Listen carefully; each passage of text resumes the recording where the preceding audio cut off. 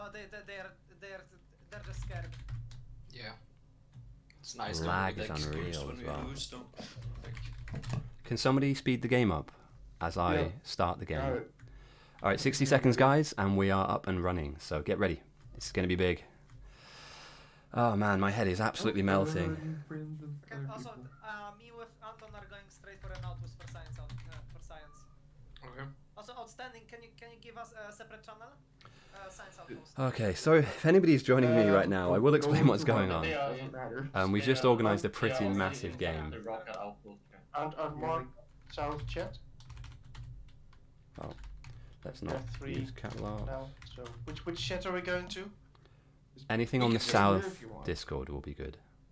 This but like this chat or the south chat? It does not matter. South chat, south chat. We can just stay South here. chat. Yeah, yeah. And you have got subgroups as well.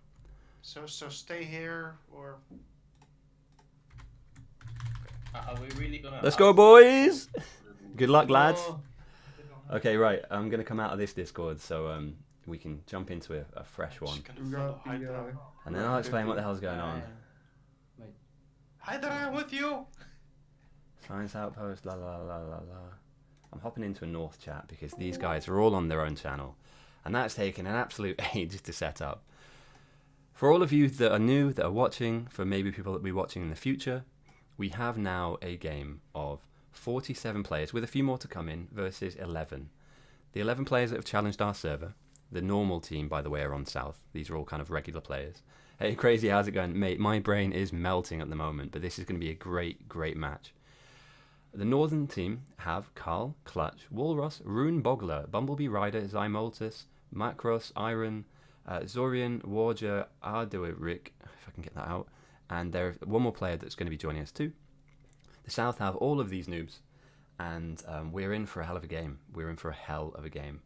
So, Enkling's not playing, fair enough. I understand that it's like 1 o'clock in the morning for him, so I will put him back into the South team. Effectively, if you want to play the game, this is something you can join that's live.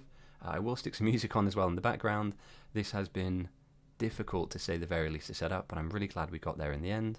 If I can just find Enkling, I will get him out of the game. Where is he? And then we can start this broadcast up of...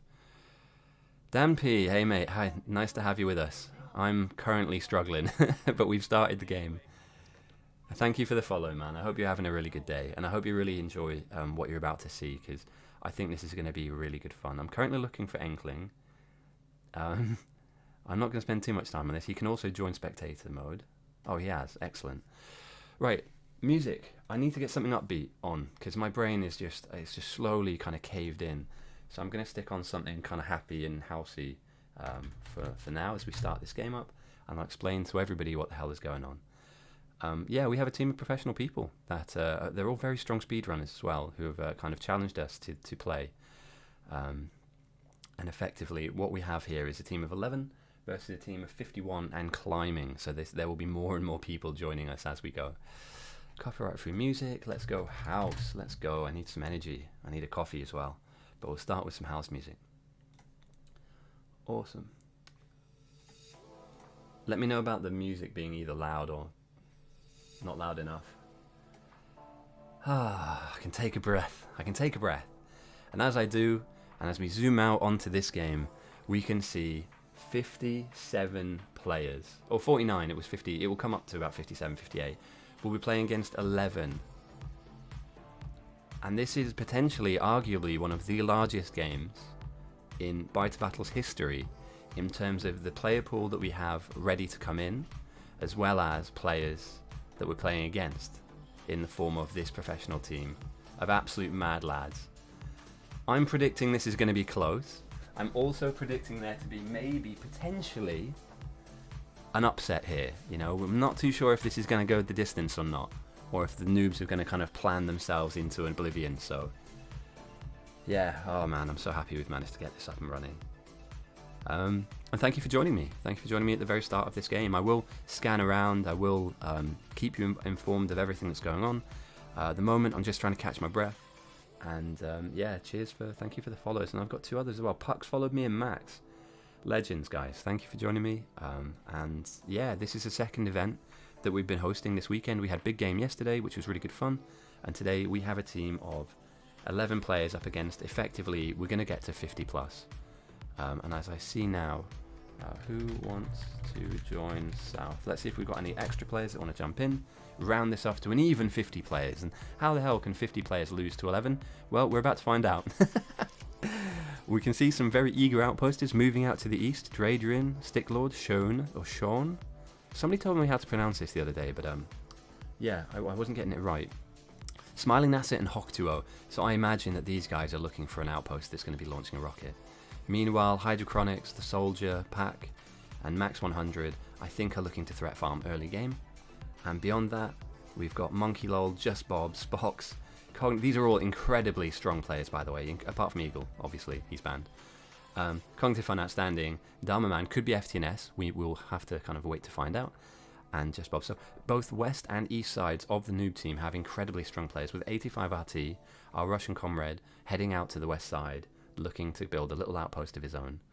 The way that you win this game, for anybody who doesn't know, or anybody that hasn't been informed about how you win this game, is you effectively keep this silo alive as long as you possibly can from the bugs that occupy your side of the river. So for the south they are directly below, and for the north they are directly above, and over time, you just love to see it, over time we will see the bugs, slowly but surely. Let me just mix this out a little bit better. Yeah, we will see the bugs, slowly but surely, attack both sides. And as the game goes on, and as we see the game develop, the bugs will become stronger, they'll become harder to kill, and eventually they'll be so strong that even conventional defenses, like bullets, lasers and flamers, won't stop them. And they'll even revive, you know? There's some kind of supernatural element to this as well, so yeah. Every now and again, I'm going to be asking if people want to join.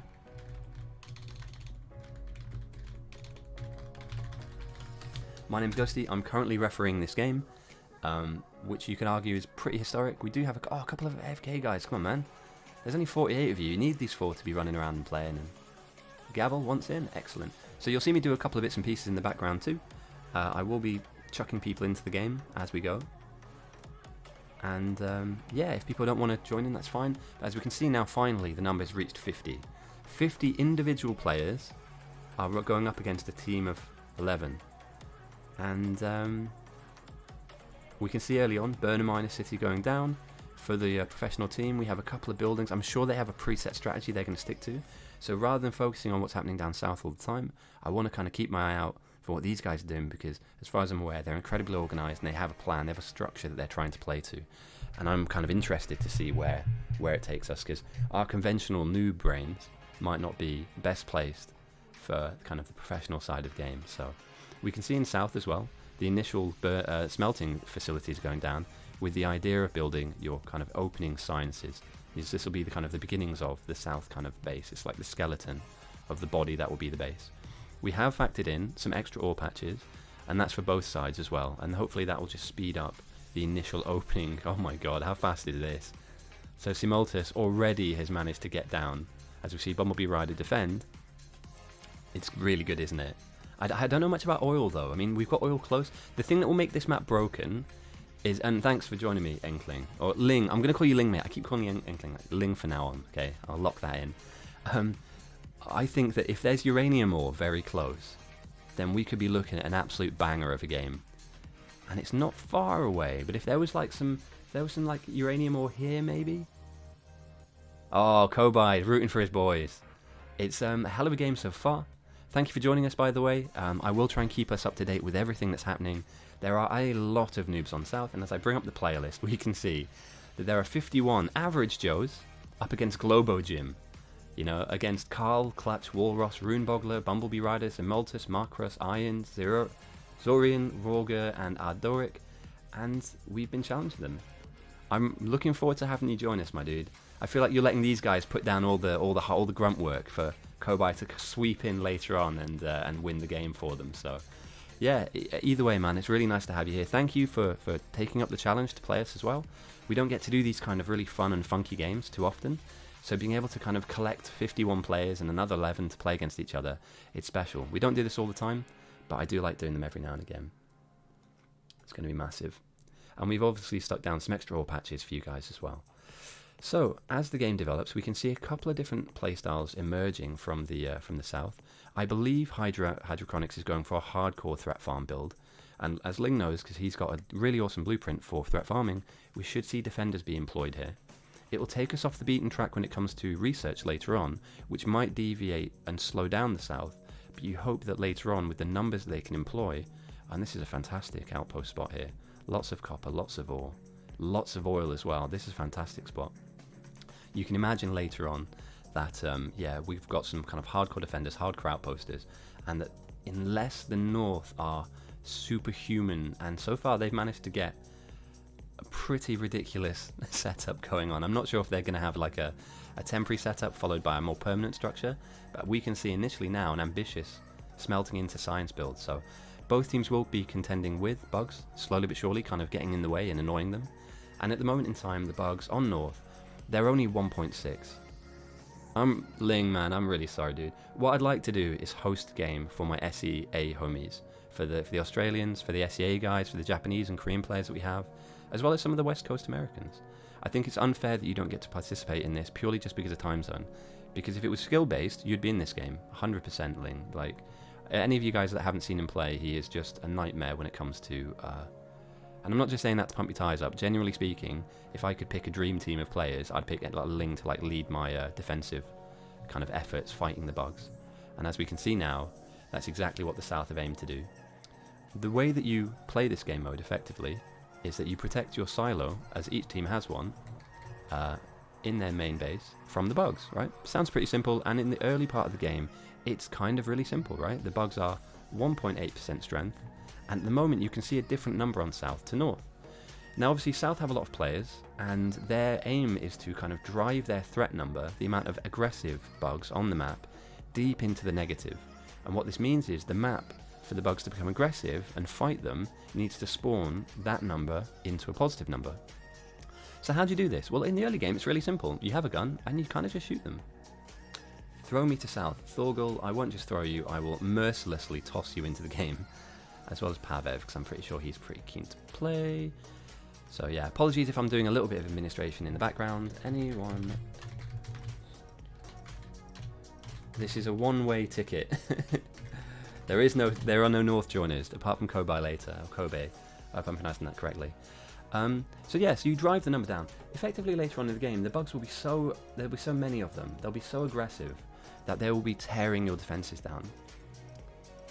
No worry, Ling, I will post the VOD in Discord so that when you wake up, you can watch all of this craziness back. Have a good night's sleep, my dude. Kobai, awesome, mate. Sorry, I keep pronouncing people's names wrong, and I didn't realise C-Maltus was C-Maltus and not Zy-Maltus, but that's, yeah, my Britishness kind of showing through. So yeah, the bugs will come down in a manner like this, and at the moment they're very weak. We're looking at 2% strength, and each team are dealing with a different kind of faction of strength and number of bugs, but later on we'll see either team throwing signs backwards and forwards at each other, buffing up the numbers. Yeah, sure thing, mate. I will get you into spectator. Let me do this. Also, if there's anything you want me to kind of focus on in-game, there's so many things happening, I don't want to miss anything out. There you go, bud. You're back on the island. But we'll try and keep hold of at least what the North are doing. And as we can see now, they've got some power issues, but we've got some smelting going on, early chip production, and early signs with them all already. So for 11 players, they are steaming ahead. We see some ambitious planning from the South, which we can only assume to be our basic mall. Our early sign, wow, they have really thought this through. Even up to blue signs. Oh dear. I'll explain what's going on here in a second, but this is slightly above our station. I'd like to kind of scan around a little bit and keep getting players in this early game. So 51 versus 11. We've got outposters to both the west and the east, and I can only really safely say that these are two these teams, the east and west outposts for South, normally play against each other. LPO 7, 85 RT, outstanding. Eagle's not very strong, I don't like Eagle. Only kidding. And yeah, these guys would normally be outposting against each other. This spot is fantastic. There's an absolute ton of iron, a decent setup of coal, and a really solid coal patch. So you can imagine down the line, this really does turn into something special, as well as pretty close uranium ore to both outposts. And I believe we were talking about some uranium ore out here. So I can imagine that these are science/rocket outposts. And here we go, even further out, Smiling NASA has found a great little spot to outpost from. So welcome, if you're just joining us. It's been a bit emotional setting this game up. I learnt a lot of stuff today. Thank you for joining me. I will be explaining what's going on, but the only thing you really need to keep in mind at the very beginning of this is this. There are 52 players who are struggling right now to try and beat 11. And those 11 players are a hand-picked, crack unit of hardcore speedrunners who know this game mode inside and out and are challenging every single person that we can bring into the table. And I need to run. So any more joiners for South team? I need people to put their hand up. I'm happy to get people across, but I don't want to switch people into a game that they're not going to play. So let's see if anybody else wants to join. And yeah, some great little smelters going down in the early game. You can imagine that at the moment, if I was to hop into the South Discord, it would be like herding cats at the moment. There's going to be about 1,000 different ideas happening all at once. So I think 123 wants to play, seems to be active. I'll put a couple of people in. They can always come back to spectator if they're not interested in playing. So yeah, we have a crack team of speedrunners coming in, and as you can see, I mean, I barely have paid much attention to them because they're just cracking on with things. This is how you want most normal Bite Battles games to go, but unfortunately that's not always the way. So power has gone down, a really solid setup there. We've got some really awesome smelting going on, and plans, ambitious plans for later game sciences. In the early game, to build red science, which is the most basic level of technology it unlocks, all you need is iron wheels and copper plates, which are very easily accessible and makeable at the beginning of the game. Later on, you'll be needing to tech into deeper technologies, which will give you kind of more advanced bits of kit. I stream Saturday's game because I'm refereeing it, and we normally get about 20 people in for that in terms of watching, and we get about 60 to 70 players. And Sunday's games I kind of want to reserve for these special events, so kind of like, you know, super teams challenging us, or I did a circus game last week, which is fucking hilarious. We effectively gave everybody too many good items, and they kind of yeah, it went on for a while, but it was a great game, really funny game. So yeah, I'd like to stream a bit more often, but I'm certainly not trying to be a streamer, if that makes any sense. I'm just here to kind of referee the game, and in doing so, for anybody that can't watch or that can't make the game. For instance, we have a lot of SEA players that just aren't able to make it. I'd like to kind of host the game so that I can put the VOD in Discord in the morning, and then they can watch this back. Because it's a shame that we don't get these really, really talented players join us purely just because of a time zone. So, but yeah, feel free to, and thanks for the follow as well, my dude. Like, obviously we played in game a lot before anyway, so I know you're a good player. You know what's going on here. I don't want to kind of treat everybody with kid gloves here, because I'm sure that most of the viewers are aware of kind of what the game mode's about and stuff. But later on, we will be breaking down why we build in such a way, what all of this madness is, what these absolute nutters are doing far, far away from the objective, which is the silo that you need to protect, and what are these guys doing really close to the bugs, because there are lots of bugs. And, oh, is that the first death of the run? I think that's the first death. Oh no. Pack, we will rebuild him. He will come back stronger. These guys, effectively, they're going to try and force and drive this number deep, deep into the minus negative thousands. And maybe later on in the game, if they commit heavily to it, Black Zero Pack, and I think the soldiers up here too, will be driving their number and their defensive kind of efforts into the bugs, clearing out massive swathes. And I've got this little tool I like to use, clearing out massive swathes of the bugs kind of spawners, allowing you a bit of distance. So later on in the game, when you are being attacked, they have to run that little bit further to get to you. So there's some mad method to the madness, but it seems like a little bit of a counterproductive play because they're not building things and being nerds. And if you have a look here, there are so many nerds. I don't want to point them out, but I will do it because, yeah, look at these guys. Nerds, that's nerd. He's definitely a nerd. This guy, nerd, big nerd. And they're building stuff, and they have ratios in mind, and they're trying to optimize stuff, and oh, it hurts my brain. You know, my advice to any brand new player is get a gun, get some bullets, join me in threat farming, and that's exactly what these guys are doing. I'm known in the game as the Minister of Defense, and it's not a self-given title, but you know, I was gifted it by the community because I was just kind of threat farming every single time I played, and it helps your team. Now, Dradrin and many other scrubs would argue that it's pointless to do this, and mathematically I can show him why he's wrong, but I'd rather not shame him on stream. They are nerds. I come from a very different background in gaming, and so it's been enlightening, but at the same time refreshing, to play with people who are engineer focused and logic focused and stuff. Like the world I come from in the gaming space is very much a competitive shooter, competitive MOBA setup, and those people are very different animals to your Factorio players. I haven't experienced as many passive aggressive arguments about ratios in my entire life.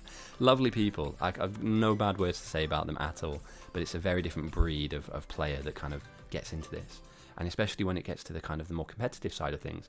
These guys, and I kid you not, I'm not saying this just because they're challenging us, these are animals. They don't play normally. This is like the difference between a standard chess player and Bobby Fischer. He's doing things that we can barely even comprehend. So this build that they have down, I reckon it's going to be absolutely tip-top perfect, you know, and the speed at which they can get this down as well, frightening. So let's see if there's any major differences. Well, with the numbers advantage, the South have managed to build up their smelting lines. They're ambitious in what they want to do, but they've managed to square away a decent steel line, a decent copper line, some iron, and they will be looking later on to expand their stone production, so they have some walls. Defensive players in this game need to be at the forefront of the mind of the South. I believe that the North will kind of streak ahead with the numbers and skill advantage. As far as I'm aware, we've reached out to a number of different people. I think that as the more that we host these events, and the more that we kind of do this, I think that we should slowly but surely garner enough attention that we're able to challenge some of the larger streamers. And this isn't about building up hype for us as a community. It's about introducing a really cool game mode to people that might not know about it and might not play it. I certainly found this game whilst I was in lockdown. I had never played it before, and really enjoy it. And here I am streaming it, you know. It's, what a weird little journey to go on, but I love it. It's been a great couple of weeks doing this. So okay, so the South have managed to get their green signs down, and as we all know, but I will explain, the only way that you make green signs is slightly more developed than just your standard iron wheels and copper plates. You will need some yellow inserters and yellow belts, and as these kind of slowly get fed and head down the line, we'll see green jugs emerge, giving the South the first 2 sciences required to research, effectively unlocking the early game. You know, you need to slowly but surely make your way through the research tree in order to unlock things like flame turrets, which will help defend you, as well as laser turrets down the line, and then like deeper into the game, and I'm talking about, you know, at least an hour or two's time, closing in on those rocket parts, closing in on blue chips. So yeah, really interesting setup we see here from the North team. They are zooming for an 11-person setup compared to a 51. If we just compare main base, and when I do compare these 2 bases, I'm always going to just compare this one to this one, because I think it's unfair if we then factor in outposts along the way. So yeah, let me just ask if anybody wants to join. To join. 13-hour vision. Let's see if there's any new joiners, and I will just slowly but surely. No, fair enough. Oh god, what an absolute clusterfuck. Arco. Okay, you can join, my dude. Taking the North up to 53. Where are you, my dude? Here we go. Right, you head over. Have some fun, my dude. Fill your boots. And I don't know if Granley wants to play as well, so we'll get them in if they do. But some people just want to watch, like Damney. So, initial turret flowers down. Power, really solid power build here. A really nice coal patch. Very close to, if I can plug my teeth in. Very close to this production. We are missing somewhat iron plate production. I feel like, you know, maybe bypass these gears and kind of filter it back into this build. But I'm sure there's a reason they're building this particular way. And slowly but surely we see the South entering to the very start of the game. So no longer we're in that embryonic, febrile setup where you're handcrafting, hand making. And as we can see here, there's an enormous setup going. I feel like this is going to be... Are they going for green sign spam? This is very ambitious in terms of the amount and level of production we're going to see coming in from this. So I'm not sure. Is they going to throw this, or are they going to use this? Surely they research, right? I can't imagine speedrunners, unless they've done the maths, trying to cheese a win against the noobs. But it would be a very much a noob thing to get cheesed. So we'll have to wait and see. I'm anticipating this going deep into the game. I feel like if I'm the professional team up north, I want to kind of statement win. You know, win by rocketing them, win by white science, you know, get to the rocket stage as fast as you can. And we're far away from that, but not too far. Oh, right, I'm going to take a breather. I need to have a drink. It's been emotional.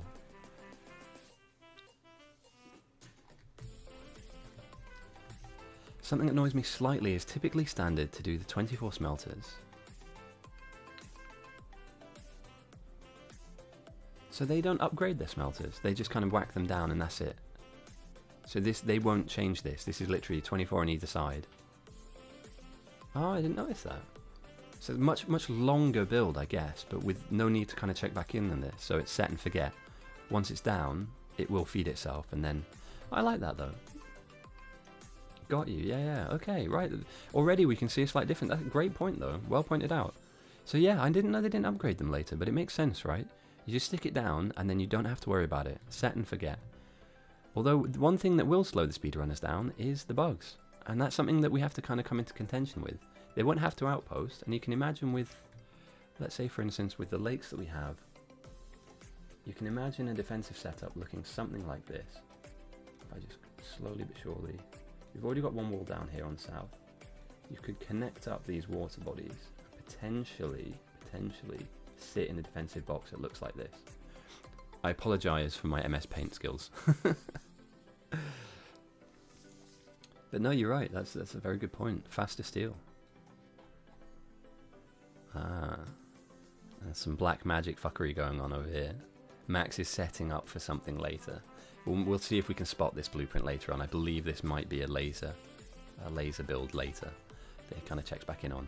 In this game mode, you can't load in with blueprints because it's kind of lazy, right? You should be able to. You should know this stuff off by heart.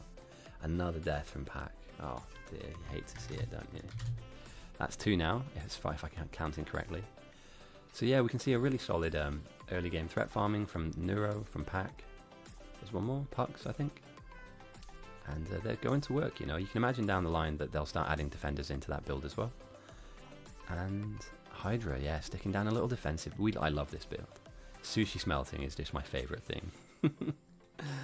But yeah, over time this will develop into building defenders, building red ammo, and also building grenades, which will help clear the bugs out. I'm not sure if North's play is Clutch outposting? Can they afford to outpost? Or are they setting Kobe up? Could they have like a base in the box that they just hand off to Kobe so that when they get their 12th player in, all hell breaks loose? So yeah, we've got a couple of players like Swantoni, Mikkel, all setting up power. The South are really chugging ahead, but you can imagine that's really just due to the numbers. I say every game, and I'll say it again, because I said it yesterday and it made a lot of sense. Getting an advantage is one thing, using that to your advantage is another, and some people will lose the advantage. So it's awesome that you have 52 players against 11. Of course, 11 have that skill gap. Oh, Neuro died as well. We're already losing players. RIP, my dude. Good night, sweet prince. Yeah, we can imagine with the 52 people. Emotional. Is an emotional Frenchman, is Neuro. He's one of the senior admins on the server. They have an advantage here in their numbers. They can slap a lot of stuff down. They need to feed this enormous build, and if they can, they will take one step in front of the speedrunners. Where the speedrunners will win, I believe, if they do eventually win, is that their ferocity and the speed of which they play will far outmatch the efforts of 52 players. And that's what I'm effectively banking on. If I had to put money on a team, my money's on Team Carl, Team Zymo, Bumblebee Rider, these guys. It's nothing set in stone right now, but I'm saying at the 35-minute mark, and it's taken us about 10 minutes to set this up, so we're only 25 minutes into this game. I believe that we're not far away from watching the North slowly take a lead. And it's, what, 5-1? The ratio at the moment, something like that? So yeah, one of their players is kind of like 5 of ours, which is ridiculous if you think about it. Or is it 10? I don't know. Maths is not my strong suit. So let's check in on some of these outposts. 85 RT, already building some late game smelting, some late game item building. Very ambitious, so we're assuming here that we're getting into that 2-hour mark, 3-hour mark. Meanwhile, Cognitive setting up a mixed ore patch, and Thorgol sticking down power. So this was going to turn into a nightmare of an outpost, I believe. coincidentally, East have a similar setup with developer Smiling NASA. These guys are not as quick as the speedrunners, but by no means slow. So they might not be as optimized as you'd imagine that, you know, a very strong team would be.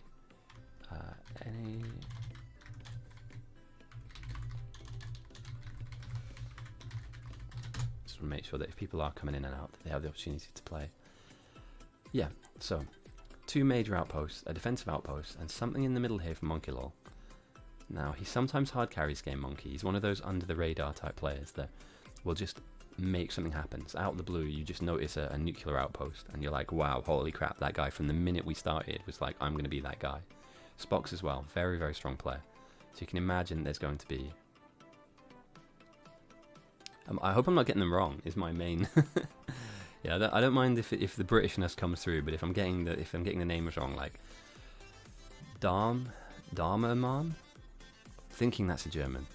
I don't want to, you know, identify people, but Dahmer, I think, is a German word. I know it's obviously that Jeffrey Dahmer, so it could be a harkening back to that terrible human being, but 85RT as well. I'm hoping that's how I pronounce that. But yeah, we have some pretty nutty people that are named. There's a guy called Ghosty. Yeah, don't play with that guy. He's a bit weird. But yeah, I think these additional lore patches are really going to come into their own. I believe it gives us an extra smelter's worth. Smelter and a half, I believe. So I'm sure that, yeah, these guys are just going to plug directly into them. And look at that, smelting lines is chugging along. Military science already being looked at. And they have a healthy amount of science going. I can't believe this. So this is north after about 25-30 minutes. And this is south with 53 people. Arguably the strongest players in the southern team. It is nice to have you with us as well, Bamo. This is a professional team of 12 with 1 incoming player who can't make it till later versus 52. And as we or 53 now, as we look at the labs, this is what the southern team have so far come up with.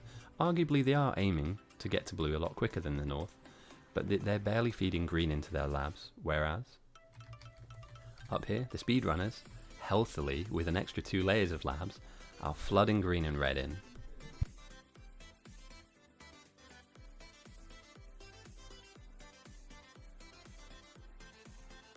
So yeah, this is going to be nutty. I don't think that the North will win by sending early spam signs.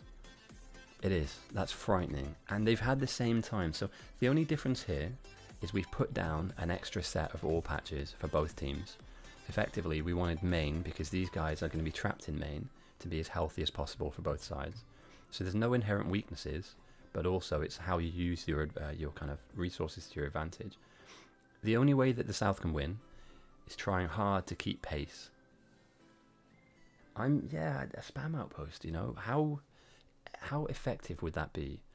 I mean, you know, obviously it's annoying, and they're not going to be able to really threat farm. I don't believe they have the bodies to threat farm, but over time you will see small raids, right? So are we looking at potentially somebody trying to kind of upset the North by throwing them off their rhythm?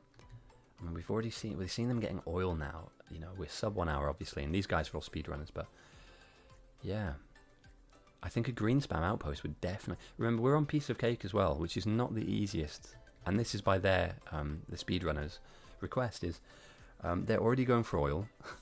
They're already kind of moving through the gears in terms of looking at getting their military science up and running, and they are zooming past the South. And again, when I compare bases, I'm only really comparing main to main. Let's see if we can find a spam outpost. My belief is that this is a threat farming outpost, so I don't think that Hydrochronics and all these guys are here to make green spam. I think this is more like walls and defenders and stuff. Bad Panda potentially. Oh no, come on guys, this is purple for sure. I'm calling it now. At 40 minutes in, I've noticed Sticklord has a base, and I'm calling it right here and right now. This is purely going to be for throwing science. I guarantee it. This is the most Sticklord game to make this happen. So yeah, I'm going to make sure I put a pin in this, and we'll come back to this in about 30 minutes. And I'm almost certain he's going to go green, and then transition that green throw into a purple spam. My assumption or my belief is that the Smiling NASA base is highly going to... He said it in Discord. I don't want to say it's predictable, but in a game like this, He's rubbing his hands together going, yes, I finally get to do my purple spam. And he's got a very good build for it. But we're still in the early game, so you never know. The biggest problem that South have is defending themselves. Once this threat number goes high enough, later on, if they start incurring rockets, if they don't build their base up well enough, you have a lot of resources. There's tons of oil around, there's tons of stone. This is perfect for a large player game. All we need to try and do, if we are South, and I want to kind of lump myself in with the plebs, I'm certainly no speedrunner, is ignore those early defensive setups. Build your walls, put your flamers down, get those lasers up and actually put them down. You don't want to die wondering. You know, this game, the next time we do this might be in like 6 months' time, so you don't have a lot of time, or you have the opportunity now to get it right. So I'm hoping that the defensive plays that come from another wave of bugs coming in. Although to be fair to them, at 5% strength, you can just rely on a couple of gun turrets. After about the 30 to 40 minute mark, gun turrets really don't kind of come into their own, unless they're just dotted around strategically to just push back waves of 10 to 20 bugs. Later in the game, however, you will see these. Oh, they've already dropped some labs as well. That's a bit of a shame, but it's certainly not a fail play. You know, you've got so many of them ticking over and ticking through that they're not even able to feed as many as they have, so... 85 RT, what's he up to? I know, he's got a blueprint down. I think it's like the late game stuff, right? Oh, you're in the game, White Lord. Do you want me to put you onto a team? Or are you here to just watch? I can get you in if you like. This is slightly different to the normal captain's game where I kind of give people the option.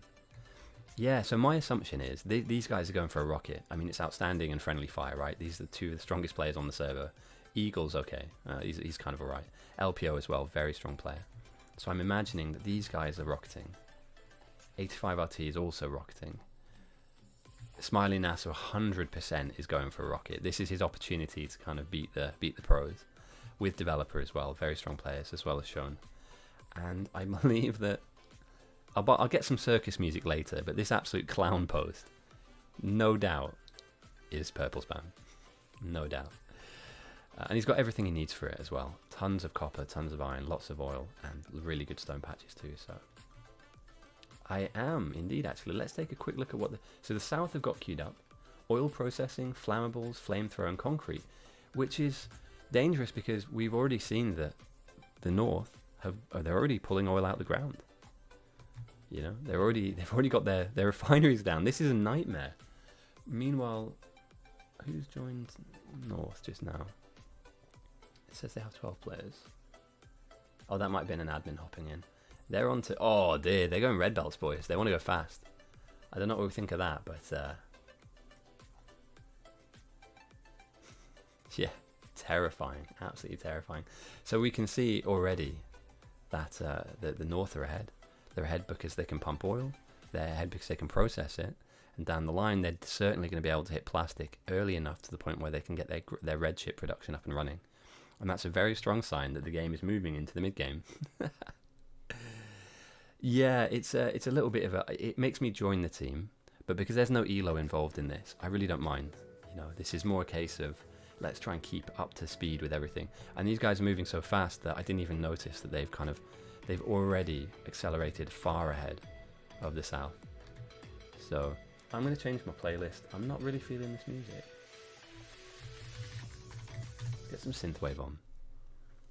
Yeah, I love this playlist actually. This was great stuff. Also, let me know if the music's too loud or if it's not loud enough. I can mess around with all the settings. I've noticed that in previous broadcasts it's been super low, and other times it's way too loud. So, yeah, I'm not a very loud speaker. We do, however, see military science starting to be fed in. So, although the North aren't producing much of it, I'm on the fence here. I'd make the assumption that potentially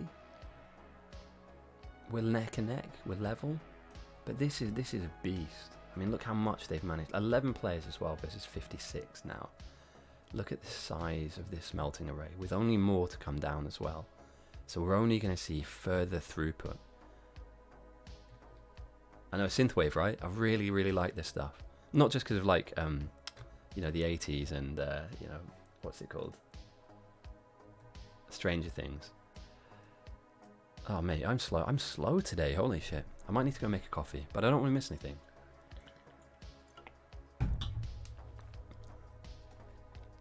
So yeah, we have 2 scientists coming in very consistently, and a third, someone forced us to play. If you want, I can chuck you back. I believe that's just somebody chucking in as many people as possible. But 60 though, holy shit, that's nuts. Feel free to hop into Island, or just stand still, mate, it's not a big deal. I believe that what they'll try and do maybe is take a screenshot and be like, epic game, 60 versus 11. But you're eating, so it's kind of not. Hocto, potentially we could see spam outpost from him, but he's normally a very straight-laced player though. Typically he kind of is trying to make those plays that, you know, win you the game rather than spam out signs. So yeah, slowly but surely we see these outposts emerging, and oh dear, here we go. Yeah, no worries dude, and welcome, thanks for joining me again. Hopefully you're having a good day, and that's the key component here, is hopefully you're having a good time. It's really sunny where I'm at as well, it's proper barbecue weather, so I think once this game's over I'm going to get some sausages on the grill. You know, might do myself some cheeky egg salad, and just enjoy the nice weather for once. And when I say like barbecue weather, in England that's like 14 degrees. It's certainly not actually warm like some of you guys get, like 30 and 35 degrees out in Italy and Spain. 800 minutes of vision, God. Like a seer. So let's take a look at what's happened. Neuro. Okay, he's like, do you know what, boys? Have a bit of that. 16%, 800 threat. Deal with it. Like gun turrets can still handle that, but once we start climbing the Evo up, and I'm not sure if the throw is the right play because now obviously there's not a lot of science in the labs. However, they've decided it's time to kind of just annoy the north a little bit. The bugs coming in will be slightly stronger, and effectively they have more issues to deal with. Now I do believe that a few gun turrets should be enough, but that might signify Neuro's finished with threat farming at minus 6,000, knowing that they're not going to have any spam sent back, that the north are happy getting that number around the 10k mark and then heading out and doing something else with their time. But we do see though the development of red chips, and that is something that normally signifies the middle of the game or the mid game. So these red chips obviously will feed into blue chips as well, into blue science as well. But yeah, this north of only 11 players versus the 59 of south are quite far ahead, and all they need to do is feed a bit of iron into these smelters, and we're looking at, you know, a nasty improvement on their position. Clutch is up to something. This is spam, right? I swear this will be spam. They have to spam back, right? Because ultimately you can't just constantly let the south have 7%, you know, and just, oh, you know, you guys are threat farming, you have all these people. Like, if you manage to push the threat high for the south, you're causing more problems across a larger area. You're not just having issues with, for instance, you know, everything coming into main. You may potentially lose an outpost who have no idea of, or even plans of wanting to defend. And all it takes is, you know, a little bit of pain coming in and breaking a few boxes, you know, a few bugs coming in and smashing up your chip production, and all of a sudden you're behind the curve, needing to catch up. Yeah. And if they, I think the worst thing that that can happen to the north is if they lose somebody early on. I think a death on the north is certainly not worth the play. It sucks if you can't heal yourself, but at the same time, if a player goes down, that's only 1 of 11. Whereas if the south lose people, and they have done so far, they've lost a few through threat farming, if I can get those words out.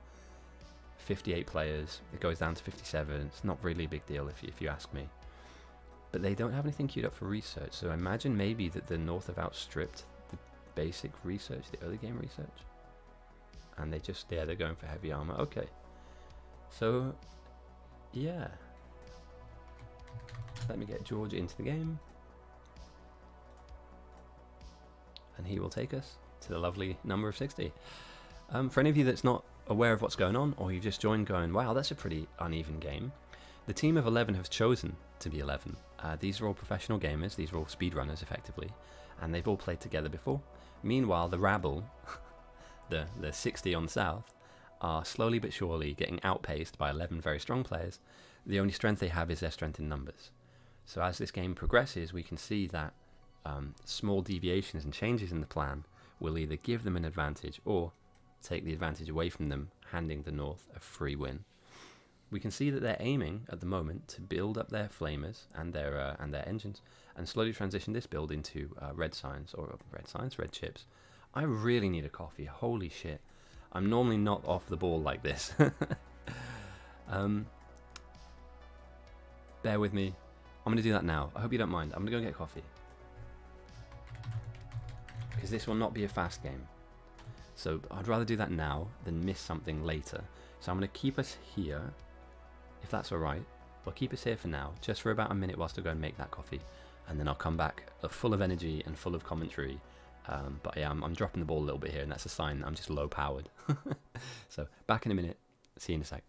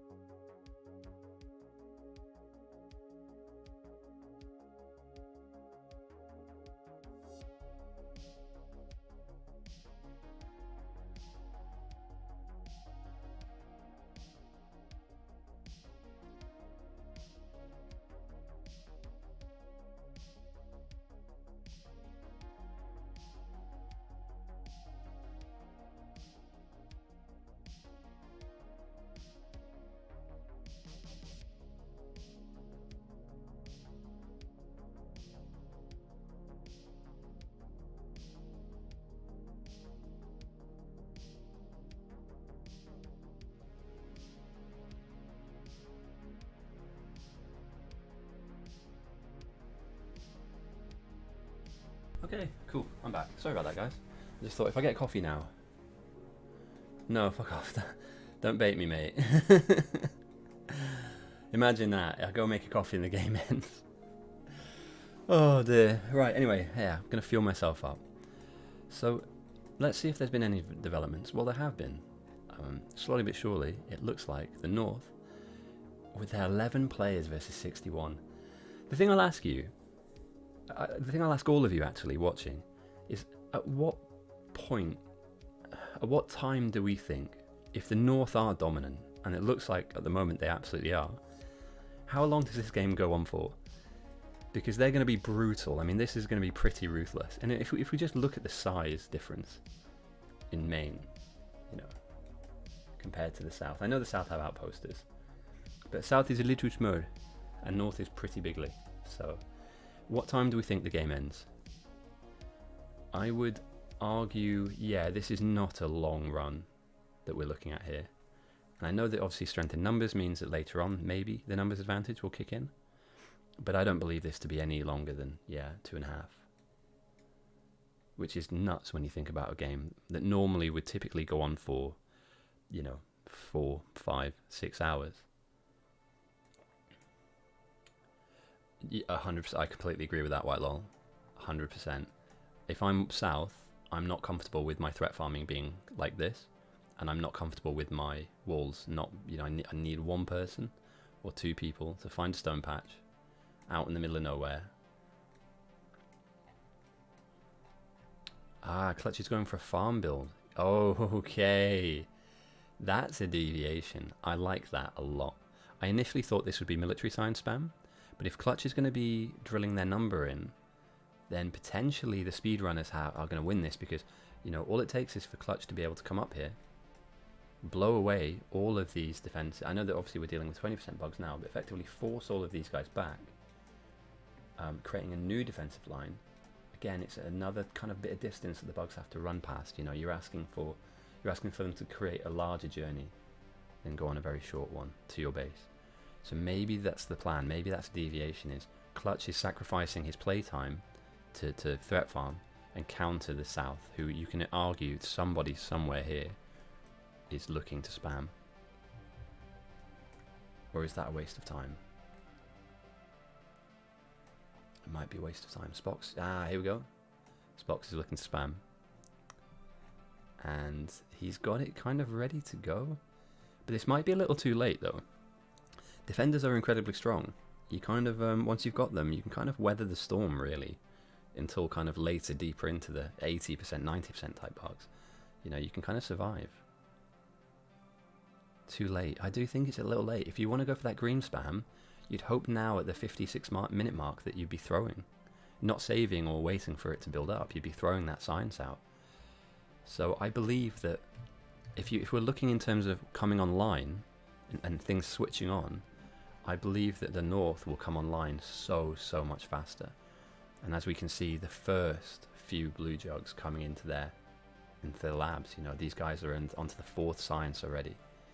This is frightening pace of 57 minutes to be at this level, whilst dealing with the spam that they're about to kind of. I think they've taken too long. What we're seeing effectively here is a game of biter battles that's being played perfectly by North. I believe that the west outpost here is a rocket outpost, I believe, because they have their mixed builds kind of lined up and ready for bots. But were we even getting to bots? 4 inserter assemblers, 6 belt assemblers.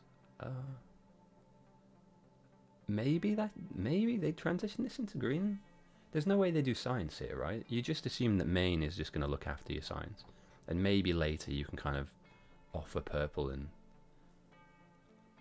so here's my take on this, and this is a really basic read.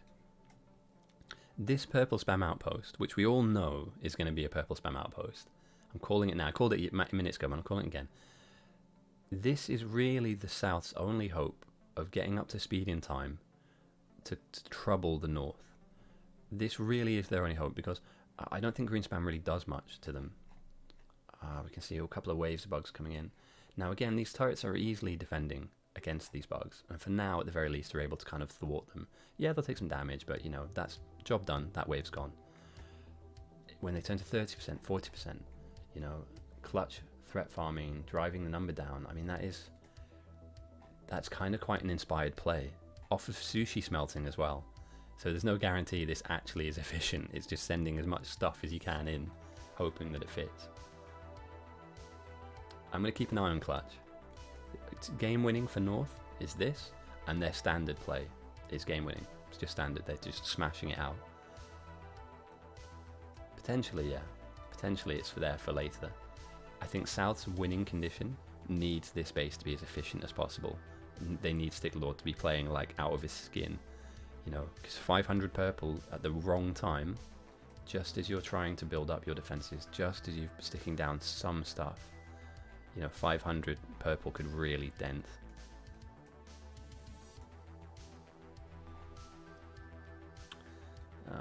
It's really simple. There's one rule we have, and that is don't sweep side.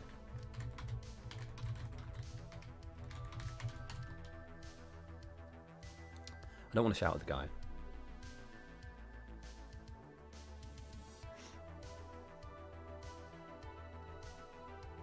A lot of new players don't realise that the damage it really can do, and there's some maths behind it, but ultimately you want those flasks sitting on your line ready to go into your labs. You don't want somebody throwing them across the way, because that's only improved the threat by 1%, and ultimately 1% is manageable. What you should be doing is concentrating your efforts on building power, increasing ore production, research, and all that good stuff. And we can see some extra additional miners coming in. and adding to the steel throughput. So we've got a couple of people making some really interesting plays here. We're adding through steel, which you're going to need a ton of later into the game anyway. You can always, the few things that you never have enough of: steel and oil and red chips and blue chips. They're kind of the 4 things that you need loads of that you never actually have. So my advice to anybody really is to kind of get yourself out to the ore patches, like plug them in effectively. You know, head out to your, you know, your massive iron patches, plug them in. You can never go wrong by adding things into your base. It is, and if I see him do it again, he's out. It's really simple. So I worry about people that hang around the signs, because there's nothing you can do here other than hurt your team by being in this area. You know, there's a more nuanced plan at hand here, and taking pre-built items and sending them. I mean, we're missing green. There's no point in sending green away. You need it in here working for you. And as I say that, I'm going to take a look at what we're researching. If I can, okay. Electric energy, trains. I'm worried about that research. Mining productivity and advanced oil. I wouldn't prioritize trains in a game like this. You may want to later on connect up your this map in particular. I put down, well, with the help of the admins, and I want to shout out the admins again because they've really helped me today.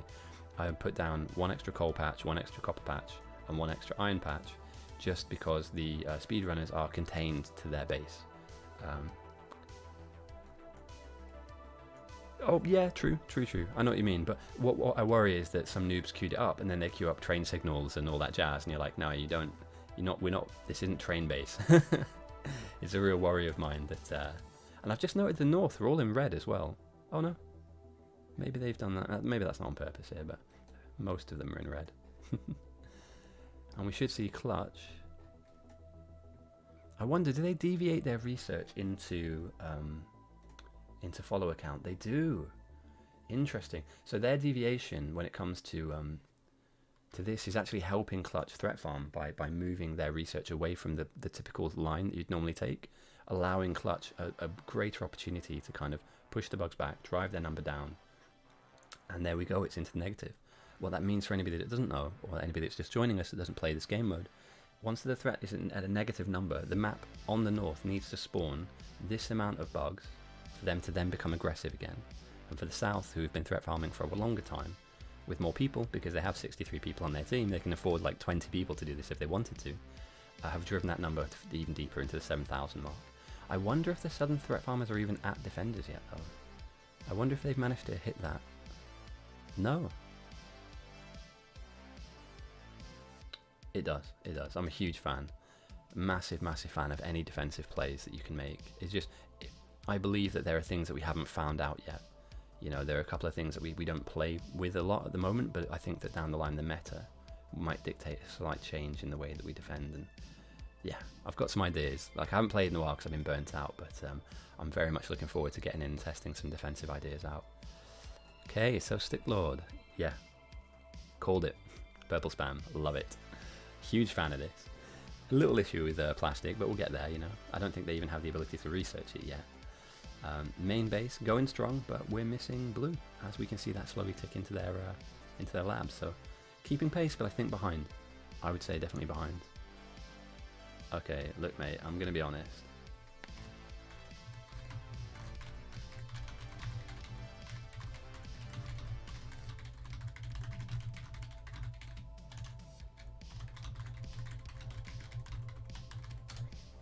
This isn't the game. This isn't the game for this.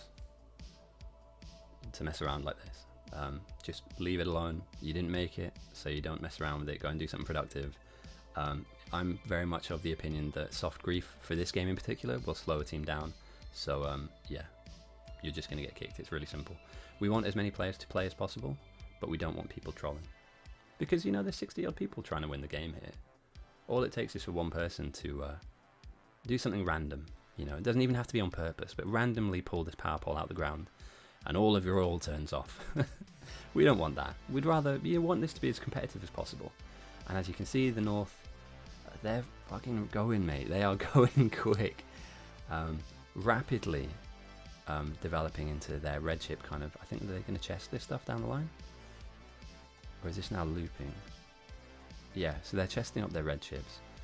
I'm imagining down the line there's another couple of green chip. I don't want to kind of call out their plays, but I'm assuming there's going to be an enormous green and red chip kind of making set up somewhere pretty close to this in the original build. And as we can see, defenders for the north, by the way, we're at minus 2k already. One person is threat farming with defenders, and he's just managing to rapidly decrease the levels of danger on his own side. So this is something that we didn't manage to see. I didn't kick him. I think he just realized that what he wanted to do wasn't going to happen. And the moment you see Fordecker and Crack come over, they've also identified that he might be a bit of an issue. What typically happens is there's normally a language barrier issue. It's not like somebody's going over there going, right, I'm going to fucking ruin this game. What can I do to piss everyone off? A lot of the time it's the thought or the idea is you know, manageable, but they aren't able to communicate correctly. And that's probably a little bit of our fault, because we're mostly an English speaking or English, German, French speaking admin team. So we don't cover all the bases when it comes to a Malaysian joining us or a Chinese player joining us. We do have some kind of rough edges that we need to refine, but Google Translate normally does the job when it's asking people to not do things. But yeah, don't get me wrong, play however you like, but try and aid your team as best you can, rather than hinder them or do something which might potentially threaten your team or the existence of a win. But yeah, for all of you joining me, thank you very much.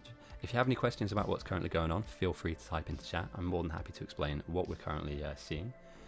We have, I don't think Ness wants to play. We have 60 players up against 11.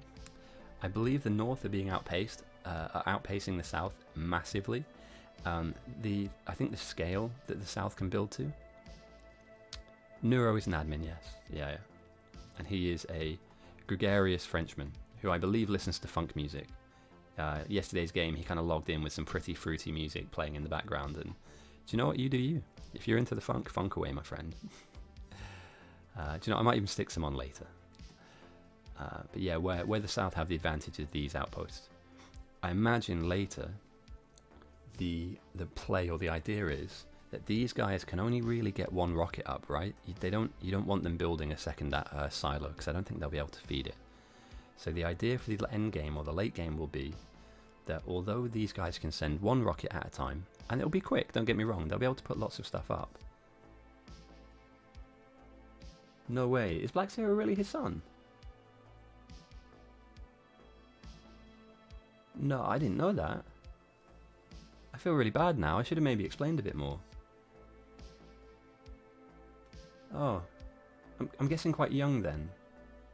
I knew he had. I feel bad now, but you got to imagine I didn't really know any of this stuff. I just saw a player and I saw somebody griefing science. So, for Noah watching back, I do apologise. I didn't know that was his son. Okay, yeah, there you go. Maybe just a bit too young, enthusiastic. There's a big game he wants to play in it. Maybe Noah banned him. Imagine that. Oh dear. He's more than welcome to come back. I think rather kind of, you know, focus your efforts on something else, you know, than being around science.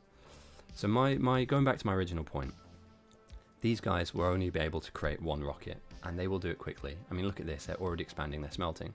The South, however, have multiple opportunities to slow them down in their purple spam, to build a rocket of their own, which I believe will happen in this outpost, as well as the outpost over here, which is really starting to take off now, really speed up. We are only an hour into the game, by the way, guys. I want to stress that this is moving at a rapid pace. With 60 players on South, you have optimal numbers for these outposts. You're not doing it with 3 or 4 people. There are about 7 people out here. So,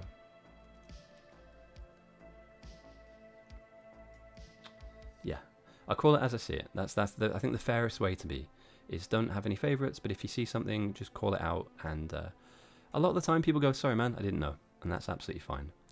Do we have the makings of fake power? We will wait and see. And yeah, so I think the South, the advantage in numbers ultimately rely on these small efforts. Your laser outposts that Max is putting together here that will build up laser defenses. It's your threat farmers slowly but surely pushing the bugs back and giving you a bit of a breathing room, and having the ability later, if you can, building more rockets than the North can.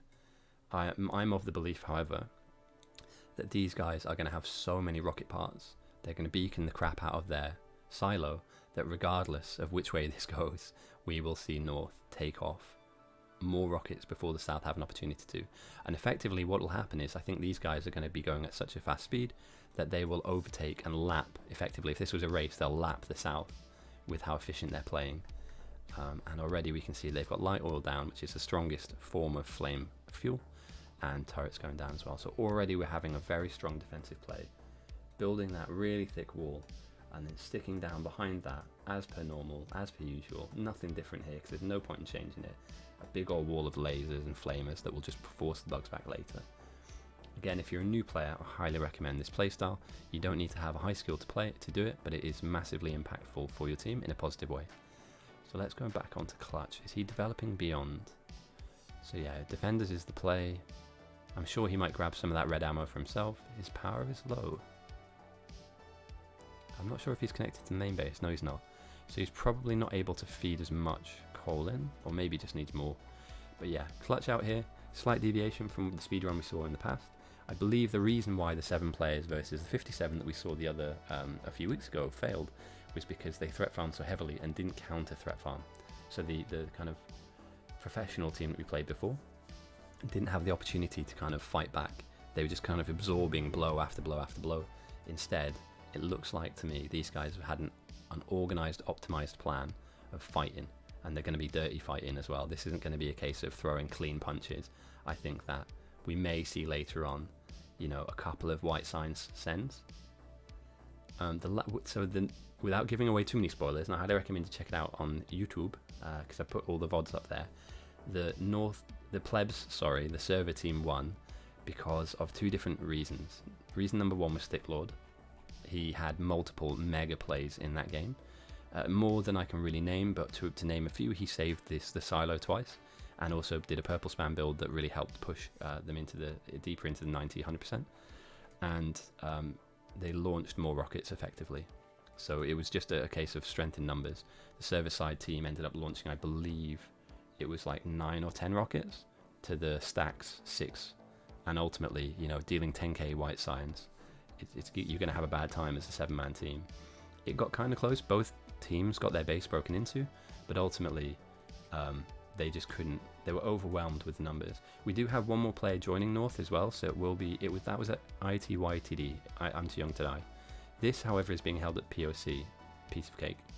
So arguably there could be a larger impact later on. So let me in. Okay, man, you're in.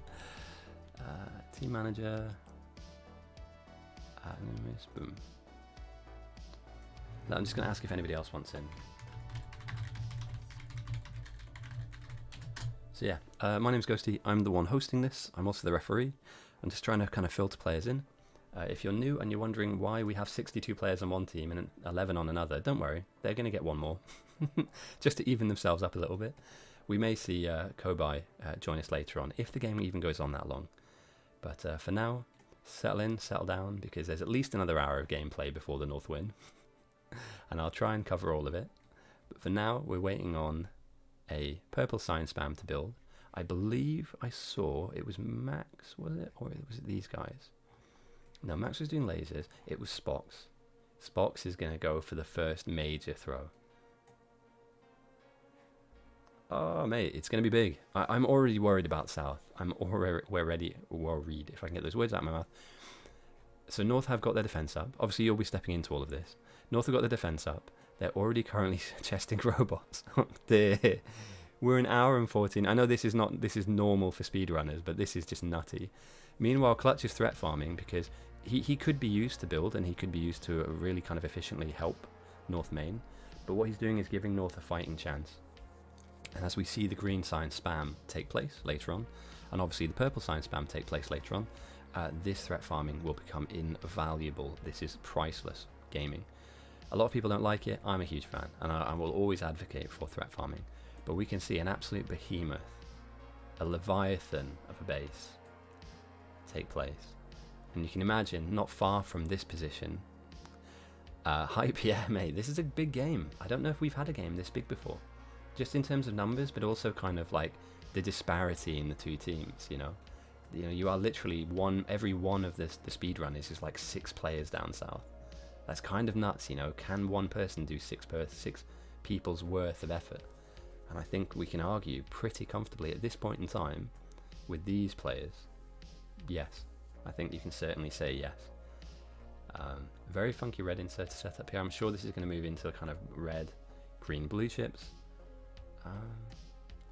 And yeah, they're just ticking away really nicely. I don't have a lot to say because they're just ploughing through the early game and the mid game, to be fair.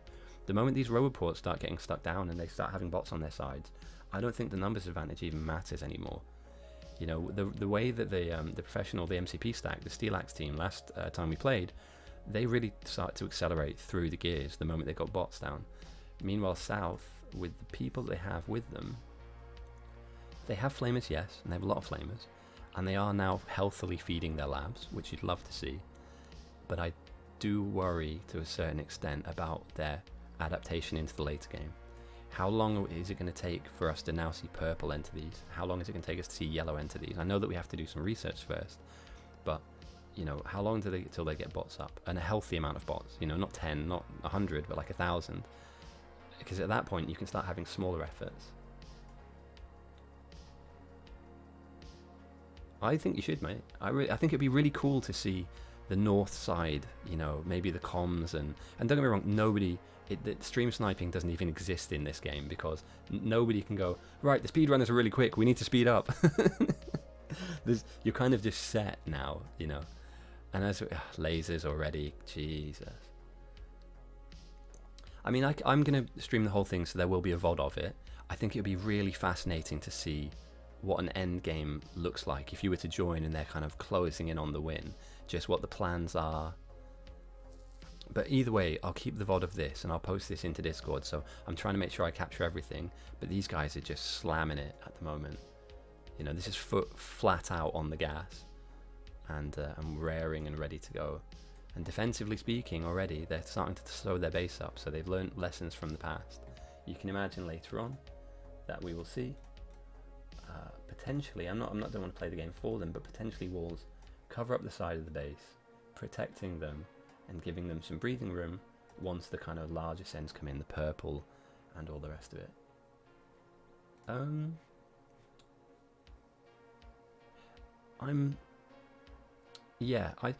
We talked to a couple of different people, and I think that down the line, the Nephrums and the anti-elites of the worlds, I think they'd be interested in doing something like this. We're not hosting these events to have like celebrities versus the player base, you know, let's try and build up the numbers, etc. But I think it's just a really cool game mode within Factorio that not a lot of people know about it. Yeah. We had Chrono as well, I think, play with us too, and I think he's from one of those teams. I'm going to be honest, I'm so new to all this that it's names and teams, and it's like learning a new sport. I don't know the history of it, so I'm just kind of slowly but surely picking up the pieces, but I believe that we can slowly but surely get like a wider player base, and also with that wider player base you'll see adaptations of the game as well, because the game's always evolving and changing. So got you. Okay, right. I understand, because I saw that there was a league, and there was a guy called Clown Town that was like casting games and stuff as well. Like, I don't know what happened to that guy, but his casts were really good. It's the one thing I'm missing, is I'd like to have a co-caster, somebody that can hop in and, you know, cover a little bit of, like, you know, what's going on, because you'd be able to have a spotter in the game as well, you know, ping something and, oh, what's this going on over here? And at the moment I'm very lonely, so if you'd like to apply to join me on one of these, feel free. Just DM me at Ghosty in Bite Battles. I don't bite, believe me. Pretty friendly guy, and I'd love to have an extra co-host to join me and just, you know, just explain a bit of the game, because as vast, as deep as my knowledge is, there are always going to be blind spots in certain areas. So, are we done with threat farming? Are we transitioning this? Oh, that's a shame, my dude. Well, feel free to stick around. This is a very abnormal. And there we go. There's the spam that we were looking at. This slightly before purple, but slightly above green. We have some Milsai coming in. I don't believe that will be enough, as Carl and Iron are looking to slowly but surely stitch up the sides of their base, giving them that protection. And I always say this to new players, you don't wait for your bots to do this. Sometimes you need to be a bot. Sometimes you need to be the guy that physically comes out here and just runs up and down like an absolute mad lad, putting all this stuff down. It will help your team to no end. No one will thank you for doing this, but when you win, you can point out to why you won in terms of we were well defended, and I just took that time. So really important play here. Carl, arguably one of the strongest players in this team at the moment, doing one of the most basic jobs. So if Carl can do it, you can do it too. Is my PSA, my advice for new players. You're never better than the most basic job. So, you know, and this is a team-based game. Everybody has to sweep the floor. Everybody has to kind of pick up the slack. So feel free at times, if you see something that needs to be done, don't ask your team to do it. The best thing to do is energize people, get them with you, and bring them along. And 9 times out of 10, people will join you and help. And those small efforts lead to a larger win down the line. So, yeah, just a little bit of a PSA. We're still waiting on purple signs to come through. I'm going to hop into the south and have a look at their research queue. So rocket fuel's up and running. Uranium next, into LDS, and then lab research, minor research, and deeper circuitry. And as I look at the north team, I will see probably, okay, trains, and now we're going into purple, and then shooting and modular armor. Okay, right, excellent. If he can do it, yeah, that's my slogan, I think. If they can do it, so can you. Because you don't need to, I know that a lot of you guys play this game, and with the speedrunning community especially, like the numbers side of things, like needing X amount of patches and X amount of throughput, and we need 20 buildings to build 10 of these, and that's great. But if you're new to the game and you're like fresh, in terms of the same way that I was, there's always a job for a new player, and I would highly recommend, if you are starting out and you need to help add value to your team, power.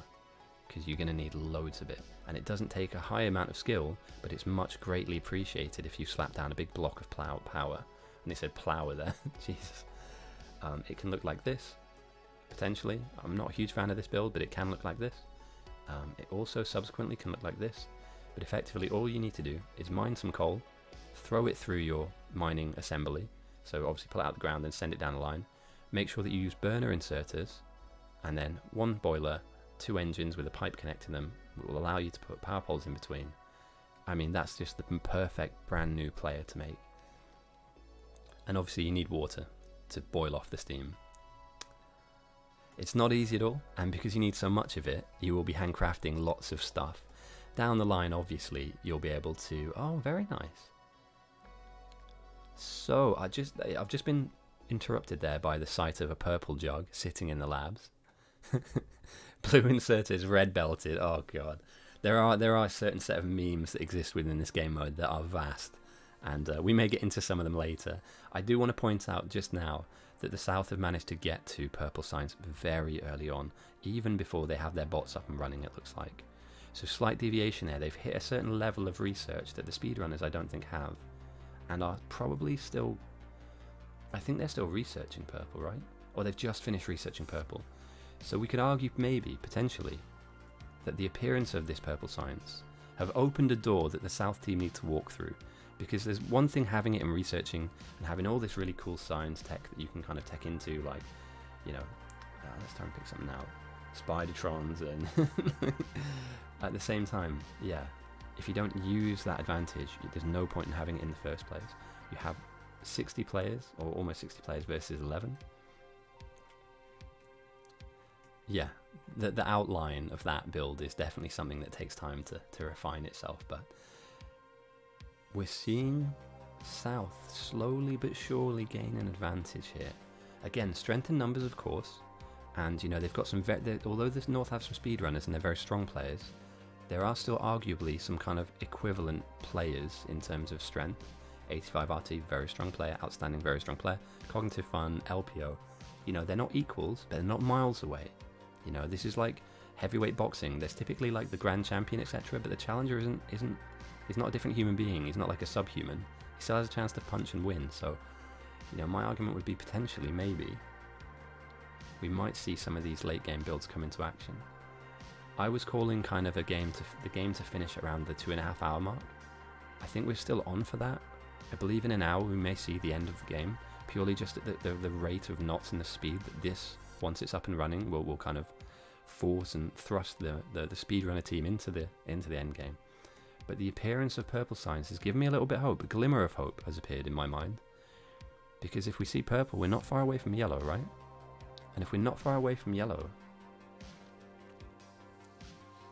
how far away are we from rockets? Could one of these outposts exist purely to make rocket parts? You know, Max is slowly filtering his build out. We can see these will turn to lasers.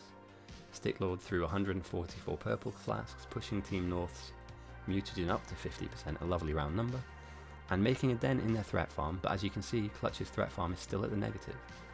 So over time that will build up into a positive number if you stop throwing. But at the same time, they are relatively well defended. They're getting there. And again, you should never rely on your bots to do these jobs early game. It's best to just get out, get a car, get thousands of walls, and just make this play happen. You know, this will not build itself. And like we said just before, and I do like that, I didn't mean to say it, but Carl is one of the strongest players in the game. If he can do this play, you can do this play too. And Spox has thrown 2,300, holy crap. That's a pretty big send actually, to be fair. I mean, it's not done a huge amount in terms of the strength of the bugs, but it has pushed them into the positive now. So we can see that, well, Clutch is going to have a harder time threat farming. Or is he going to sacrifice this base and just head back to main? Interesting. So it's at 1 hour 26 marks that the first really aggressive player from the south has come through. They've thrown some signs, whilst being ahead one clear tier of signs, and they're building their bots up. So maybe South have a chance. I would say it's not 50-50 though. I really don't think this is a 50-50 chance to win. More than anything, this could potentially swing into their favour. I mean, you can get deeper laser upgrades early on. Certainly you can research, you know, your RCUs, potentially get to a rocket first. I was expecting maybe not main to be the main player in this game. I was expecting one of these outposts to really shine. And whilst they will, it'll take time. And when you're up against speedrunners, you don't have a lot of time. Oh, hey Pucks, nice to have you in, man. Are you playing the game at the moment? Are you in? I definitely think I saw you in the list. But there's so many of you guys, like, honestly, it's swallowed up. So, oh, there you are, Pucks. Nice. How are you finding it? Are you enjoying the game, or is it a bit of a crazy kind of circus type game? It looks mental, mate. It looks mental. We were just talking about plays that new players can make. Sorry, voice is going there. We were just talking about players that new players can make. And something that we can see up north is that there's a guy hand placing walls without giving away too much, obviously, of the strat. So potentially building up the defense could be a play that you could make. Or even threat farming, because the bugs are still quite weak. There's always kind of a role that can be fulfilled. So if you don't want to get involved in the building of stuff, because there's just lots of activity and everyone's got something they're doing, I highly recommend just going and taking the fight to the bugs. Grab some grenades, grab some fish to heal yourself out of the water bodies in the game. And yeah, get farming. Go and mess some bug life up. Mill 3. Yeah, I think so too. I really do think that ascending to north is effective to a point, but they are well defended for this time period. And again, the bugs will, for us to get to that 90-100% mark, we're far away from that. And at that point, I believe lasers will come into play. So let's take a look. And we already have satellite production up and running. And these guys are just, they're aiming for a rocket. They're not doing anything else. This is purely going to be a space race. And a space race with a team this strong. And there you go. That's exactly what you don't want to see if you're on the south team, is the fact that they are chesting lasers. Now again, I don't know. Actually, that's a very good point. Let's say north covers their base in lasers. Can they power them all? Because nuclear is kind of out of the option for speedrunners, right? I don't think nuke reactors and all that jazz kind of come into play. South have flamers. They have flamers built, but I'm not sure if they have them up. I think they have ideas of defending. So we've got... Oh no, they do. My bad. They've just stuck them down. But I think they're slightly behind in that respect. You know, just a little bit behind. You know, this is something that a couple guys on their team could have easily kind of just grabbed some walls and then just kind of done it. Even a one wall thick. Oh dear. Okay, fair enough. Yeah, typically what you'll tend to find, and I'll just quickly draw this out because we have a lot of people watching. I want to see if I can just point a few things out. The attack patterns of the bugs in the olden days, in the space age, used to just they just come directly at you, and that's really easy to defend against. What we're seeing now with the more developed AI, which isn't the most current AI, so we're working like 2 or 3 iterations behind. Oh, are they getting attacked? Oh, they've been sideswiped. Oh dear. And this is what we didn't want to see from them. Any deviation in the plan. And that was because of a purple send, right? Now they'll be able to defend this, definitely. But I certainly don't expect them to see their silo under any pressure. Carl doing the Lord's work, kiting them with cars. So that right hand side needs to get stitched up. And it comes back to the point that you made earlier on. Walls and flamers. You need to get them down as soon as possible. Don't leave yourself open. Because as I was just talking about, the bugs have a veracity for fighting and coming in on the side. And we are starting to see now the first bit of pain become endured from the bugs. Carl's got a great setup here though. He's got a car, he's zooming, he's throwing poison capsules down, which are the blue jugs that you can see in your military science tab here. These are poison capsules, they'll DPS the bugs down. And he's slowing them down as well, and he's just lost his car. Oh no. And this slows them down. They're not building anymore, they're defending. So the South can slowly but surely push themselves ahead off the back of this play. So a nuanced play from Sticklord, but well done. You know, we expected purple sign spam for sure. But all of this time that Carl is using defending these bugs is time that they're also losing other builds. And as you can see here, some of the bugs are flooding into the base. This is a difficult position to be in. I think they've come in through this direction here. So there is an angled kind of attack pattern that they can take. And still, even to the south here, some of their walls aren't built. So I would take, I don't know, I don't want to kind of speech for them, but there we go. I'd take somebody and start threat farming back. Take the fight back to the bugs and start pushing this number as fast as you can back into that negative. You need more time, you need more space. It's a weird game because you're playing against speedrunners, but they need time. And they're running out of time against the amount of players that are on south. So an interesting dynamic there. It's good they didn't lose their laser box. That would have been a terrible loss for them. But they survive, and they survive a pretty shaky attack. You know, those bugs got pretty close. You know, too close for comfort if you ask me. But well worked, coordinated defense managed to finally push away the invading bugs. And hopefully now, once Clutch manages to push the threat down, and Runebogler decides to kind of take a few waves on, we'll see them defend this side of their base. There's no way they leave anything open. These are very good players.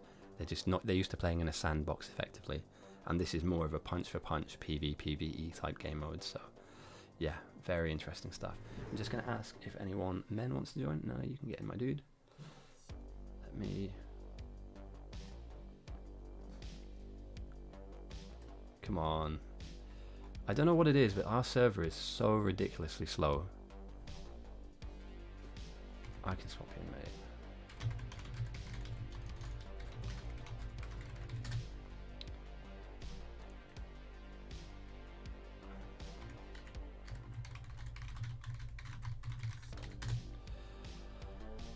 There's something that's happened to our server that has just tanked it recently.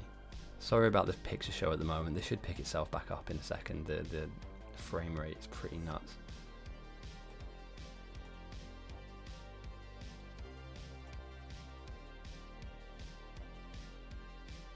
Have you seen that lag? I typed that in like 30 seconds ago. And this isn't my internet.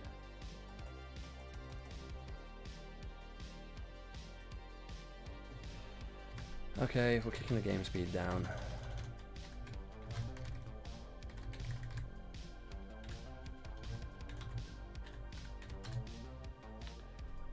Let me just explain this.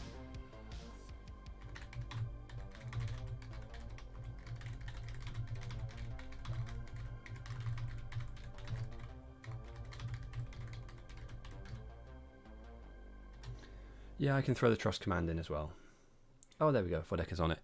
Yeah, somebody mentioned that because we're running SpaceX as well as Industrial Revolution, that a lot of the processing power of the server is taken up by those two maps. I'm not sure exactly if that's true or not. If that could just be pure speculation, but anybody that's played this game for a long period of time will say that our server is incredibly slow at the moment, at points where it normally would not be. Anyway, here we have the beginnings of endgame builds. And this will be a fascinating look into the future if they can manage to get there. These builds will effectively provide you with rocket parts down the line, or endgame parts that will filter into rocket parts. I'm interested. I'm not sure if we're going to reach that part of the game. I hope we do. But I envisage a 2.5 hour game at best, maybe 3. And is anybody threat farming? Pucks is threat farming? Let's go. Let's follow Pucks. No pressure, mate. No pressure at all. I think he's a very new player to us as a community, and a bit overwhelmed with everything that's going on in the game. So we're gonna follow Pucks. It's nice to see that the North are getting a handle on their threat, and Clutch is slowly but surely, even though there's been 1,000 signs sent go across. Nice. He's got some grenades. He's got some fantastic. This, honestly, my dude, is definitely worth it. You know, you're helping your team out massively by doing this. As long as you don't go down, just try not to die. Yeah, I think it can. I think it can, and they get another invasion, another wave coming in. So, from what I've heard, I'm nearly at 100 followers. Oh, that's awesome. I didn't stick this on to, you know, get 100 followers. I just stuck this on because, again, for anybody that doesn't know why I'm streaming, and are probably wondering why this looks a little bit amateurish, it is. I do this because we have some players that can't make the game. So effectively, in the morning when they wake up, we can show you the VOD. Oh, thank you, my dude. Thanks for the follow. I hope you're having a good day as well. 8 more. Oh, wow. Holy crap. That's come around fast. I've only streamed 7 times, 8 times. They're all Buy to Battles players, effectively. But yeah, I think there's a market for this in terms of, I think this is quite a fun game mode to watch. We need some server optimization, which I think they're working on in the background. It's got a lot to do with setting up the server in particular ways. 85. Yeah, I need to update all of that stuff. But yeah, we started this off because there are some gamers in Japan, Korea. We have some gamers out in Southeast Asia, in Malaysia, and they're not able to make these games because of the time slot. And so what I like to do is I'd normally be watching these games. I normally referee these games, and it would be unfair if I was to play. If you think 56 players versus 11 is unfair, you should see how frightening I play this game, and how efficient it can get. So yeah, we stream so that some of those guys, 7, oh god. Do I ask? I don't want to be that guy, but if you guys haven't followed, please feel free, if you want to, if you like what you see, to drop a follow. Maybe we can hit 100 this stream. It's a bit of a goal of mine to kind of show off the channel points at. So my stream yesterday counted, but it takes 24 hours to process. I was really hoping to have channel points today, but I have done the required amount of streams with the required amount of people watching in order to unlock that. I'm just waiting for Twitch to catch up. The same way that I don't find out whether I'm going to get like content locked. Basically, I think they run like an algorithm over the stream itself. Oh, it's happening. 100% it's happening, but I wanted to have them today, and I don't, which sucks. I know, right? Instantly, Alt F4, hate this place. Down the line, the plan is to have channel points so that we can bet on things. How long is it going to be till first death? Which side's going to win? You know, who's going to launch? Yeah, and I'm thinking about naming them ghosty points or spooky points. I think Whitelaw had quite a cool idea for like spooky points. So yeah, I'm going to hand them out every time somebody watches. Maybe give out 100 at a time, and then just have cool little things that we can like. Again, gamble aware. Don't use real money. This is just a fake currency that we're using. Please don't think that I'm asking for people to gamble. It's not like that. What I am saying though is by watching the stream, by being here with me, and thank you for joining me, and everybody that is, you'll be able to we can make it a bit more fun, is what I'm saying. And at the moment, this game is motoring on. Both sides are really putting their hammer down.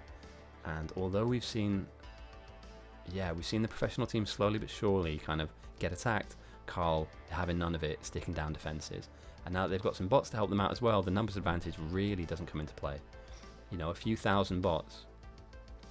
In terms of signs, I'm not sure if they've managed to get to purple yet on the North, which is disconcerting. It's not the greatest position to be in. Ultimately, you would want at this stage, unless there's a reason for this, and like I said, these guys are speedrunners, there's a reason for everything. So maybe they're holding off on purple signs for now and prioritizing other technologies first, like mining speed, for instance. Maybe. I'm just guessing. I can have a look at their tech tree. The game is running frighteningly slow at the moment. It might be that it's never dealt with the load of 56 players on one team before. I don't want to make excuses, but I will once the game speeds itself up.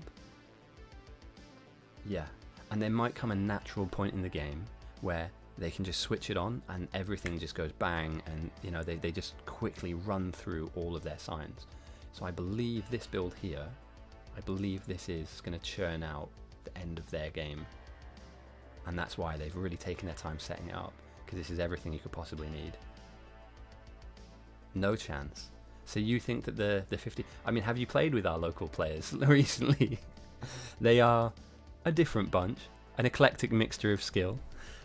We have some, again, very strong players here, by the way. Very, very strong. Hydroponics strong, Whitelaw strong, Soldier strong.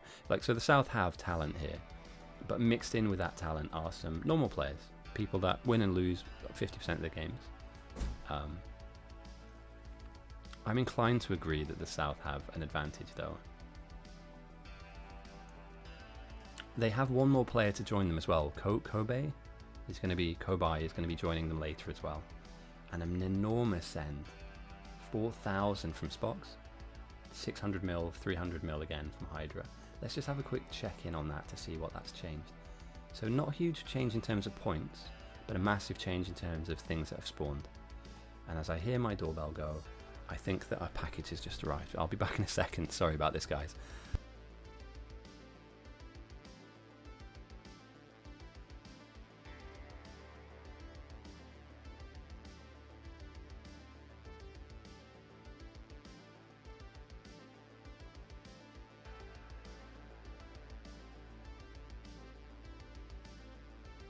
Awesome.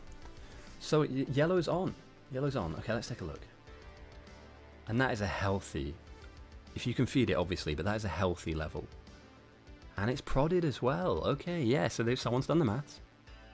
Or arithmetic, if you're from England. And they've decided this is it. This is the perfect number, moduled of course, to smash out the end game. When we get to these parts of the game, typically it doesn't take long for it to end. But once you're pumping out yellow and purple, and obviously getting your upgrades and finishing off your defensive box that you're building your base into, there's not a huge amount to say beyond that point. We're going to see some kind of rocket production, and that's about it. Massive. Banana, if he ever joins us on stream, I'm just going to give him 1,000,000 points. Remind me of that. I'm going to write that down, actually. Banana's going to get 1,000,000 points from me. I love these kind of plays. What did South not have, by the way? And I don't want to talk to you guys like idiots. Obviously, you all play the game. But what don't they have at the moment that they need more than anything? That the North actually do have? It's defense, right? They have flamers in a box, but they don't have like a wall to keep them safe. And they only have 6,000 threat to deal with at the moment, minus 6,000. So Banana has gone out of his way and just chested hundreds and hundreds, if not thousands of walls to later build the defensive box. And when we talk about, you know, what can one player do in order to help a team of 56, and earlier on it was like 60 odd, it's a move like this. This isn't a high skill move. Yeah.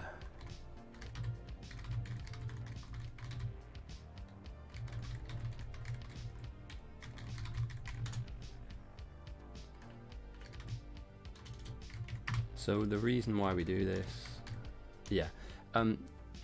the reason why we ban people is not so that they're banned because they're doing something wrong, it's because their constant reconnection slows the server down.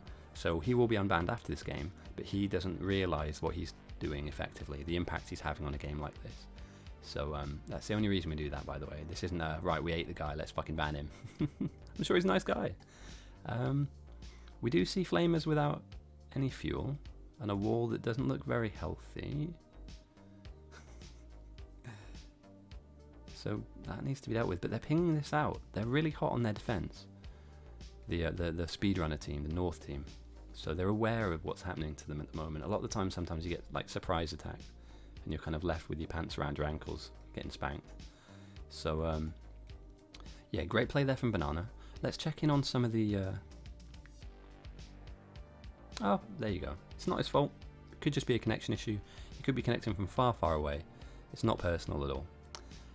These outposts are slowly but surely churning out the required amounts of everything, even up to roboports, which you'd love to see. But Smiling NASA has only, what is it? There's only 3 of them out here. So I believe the powerhouse outpost is this monstrosity. Look at this. And how many is this in total? Sorry, let me just count. They're aiming for 1, 2, 3, 4, 5, 6, 7, 8, 9, 10, 12 mixers. Is that enough? Oh, Bits Oreo. Hey, nice to have you with us, my man. I hope you're having a nice day. Thank you for joining me. And thank you for the follow, mate. We're getting close to 100 almost. That's kind of nuts. You're in the game though, aren't you?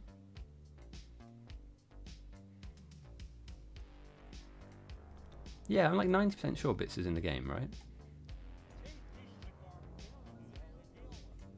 Gabble. Or Gabble. Thank you for the follow. Can't play. That's fine. Thank you for the follow as well. We're now 1 closer to 100. Christ. Who would have thought? Yeah, well, mate, feel free to stick around.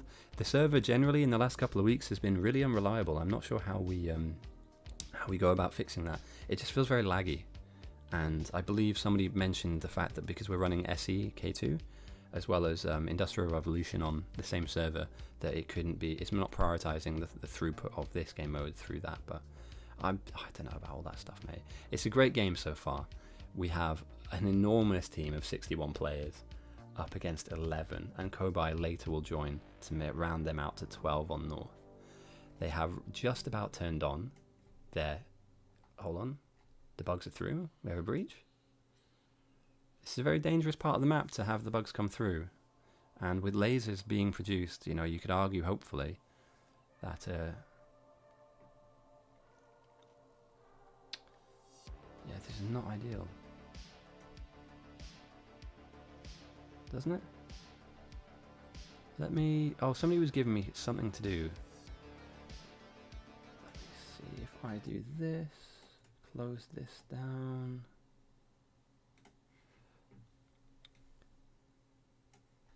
Yeah, no, do you know, it could be me, actually. It could be me. I'm just trying to figure out what the best way to go about doing this is. Mid-game, I can't really mess around with too many settings because I don't want down the... I don't want to down the actual stream itself, but I'll see if I can close a few things down in the background. Give me a second, guys. Because there are some kind of peripheral programs I can drop. Things like Discord I don't need to be signed into right now. Oh yeah, it's hot as fuck today as well. I say that. I'm in England. I could turn a fan on, but I don't want it to be heard in the background. Yeah, let me do that. Let me get some hot, cold air. Like,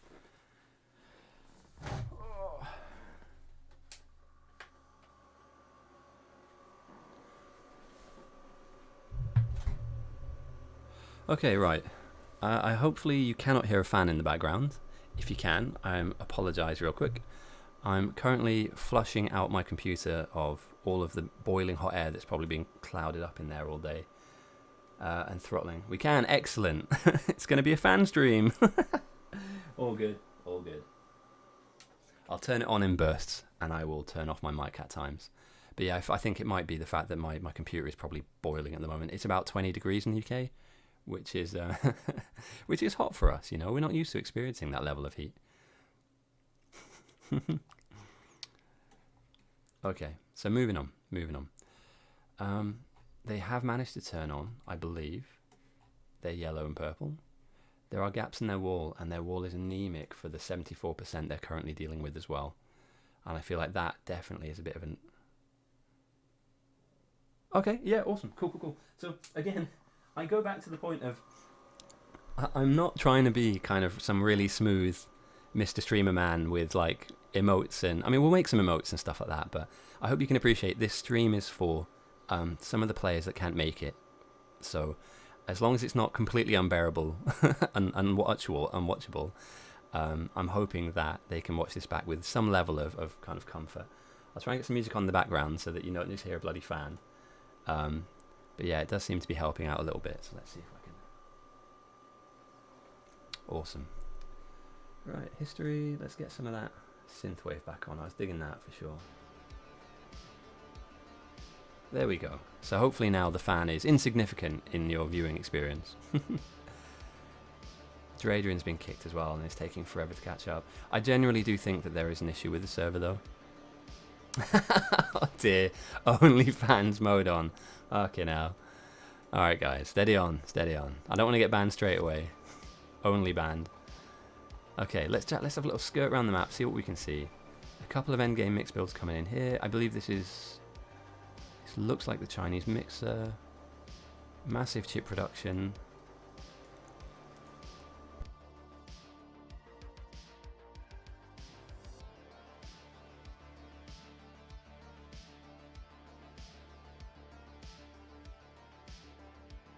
There we go, right. So yeah, massive chip production. We've got an enormous amount of walls that still need to go down, and I do believe these are weak spots within the north space. So we do have the potential for there to be attacks in this. Clutch going crazy. Where is Clutch? Oh, he's going in deep. Clutch is fighting for his life at the moment. Holy crap. With a wave of bugs coming down onto his base as well. You hate to see it. But they are dealing with these threats. They are dealing with these threats relatively well. So, yeah.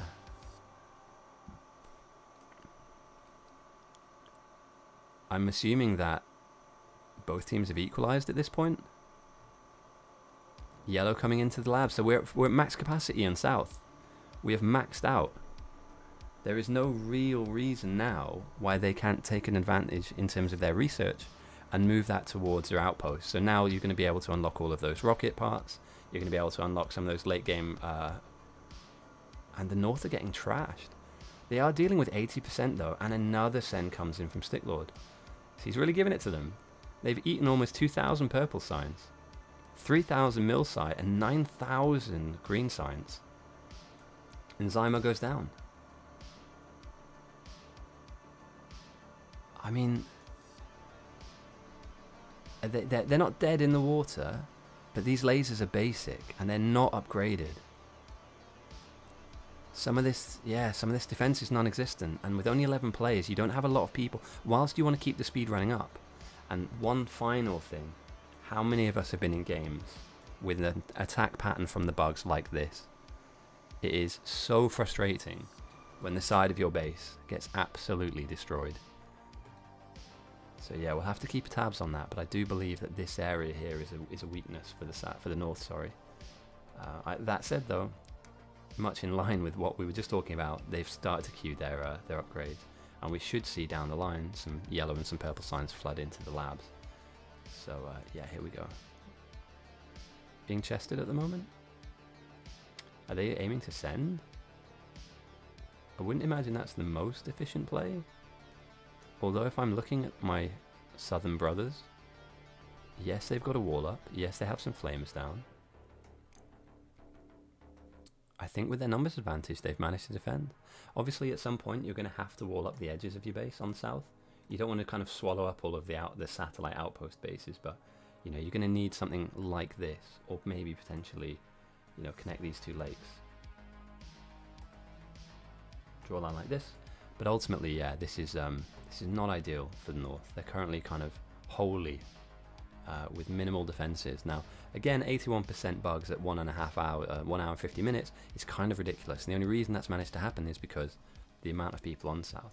Clutch has gone down. That's 2 deaths from the north now. And are we starting to see the power flip towards the southern players? The outposts are looking strong. A second purple spam build from Sticklord has gone down. And yeah, it's only a matter of time, really, I can imagine. Unless the upgrades and the lasers come very quickly from the north, and they're able to stabilize by putting down these lasers. When a player dies, they come all the way back to the objective, and they spawn around the main silo. The objective of this game is both teams are trying to protect this at all costs. So effectively, you start with nothing, build your base, and then watch your enemy crumble. It's actually really satisfying, by the way, if any of you have not played this game mode, watching another base just collapse. So yeah, they're starting to work on their laser upgrades, which you definitely need. They're starting to really think about thickening the wall, putting a little pattern. You'll see here that there is a small kind of pattern in front of the wall, and effectively, you lose your items as well, so they'll drop on the ground. So say for instance, if you die in this area, you have to come back here to grab your items again. You kind of respawn with nothing. Which is why going down on an 11-man team is really negative. It's like losing lots of players. So the reason why we see the way the bugs attack is they want to go through path of least resistance, right? They just want to come through and they want to fight your stuff, kill your stuff. They don't like you being here.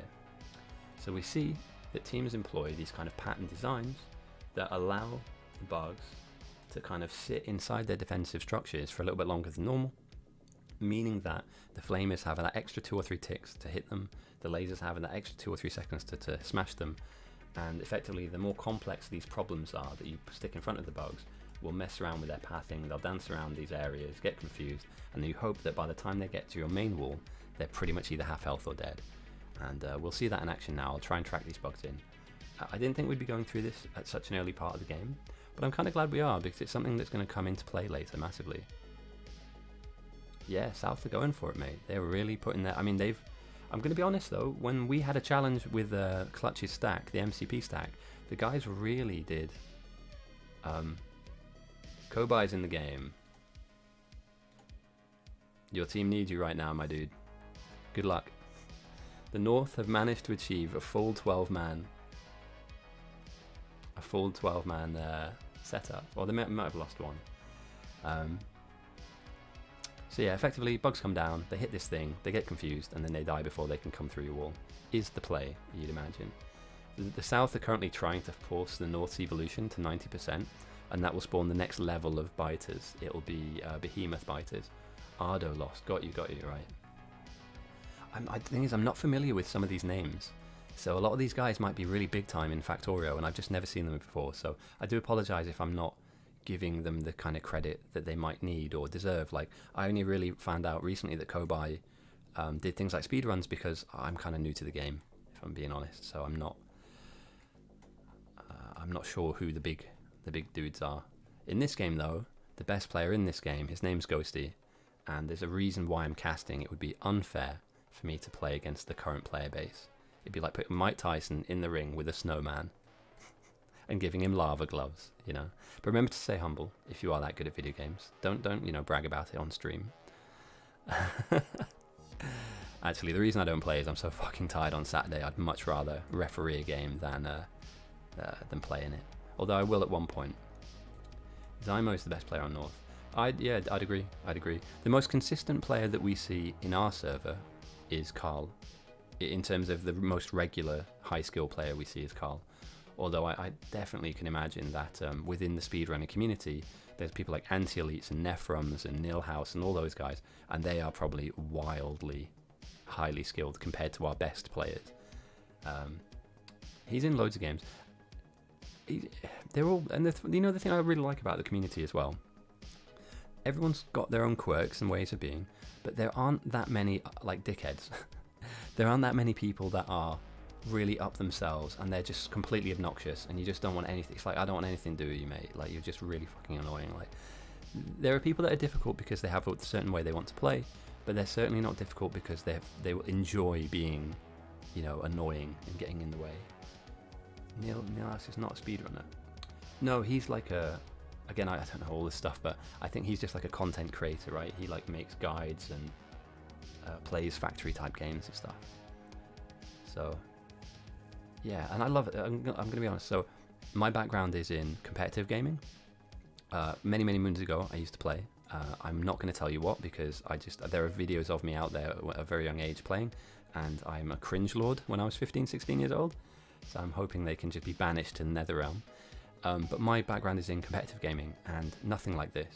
So when I found this during lockdown, I was completely blown away with how complex it was and how dynamic and how different it is every gameplay. Because if you look at the map that we have now, the players that you play with, the ore patches and their orientation, the map itself, it's different every single time. And what that means is, if you have certain players on your team, your playstyle will adapt to that too. Warja is a top speedrunner. Okay, right. So I'm not FPS and MMO. Not MMO, sorry, what am I talking about? Fucking Dota 2 primarily, and FPS. So yeah, I'm kind of a big deal. You know, I have many leather-bound books, and my apartment smells of rich mahogany. I don't take myself very seriously, I'm going to be honest. You know, I've met a lot of people who think they are literally a walking god, and I'm like, no, you're not. You're not even that good. So if I mention that I'm really good at something, it's tongue-in-cheek. Don't take me very seriously. I had a bit of confusion when I first came into the community because the British sense of humour doesn't really land that well. So a lot of people thought I was really arrogant and they didn't get that it was a joke. It's all good now though, I think people figure it out, but 6th place.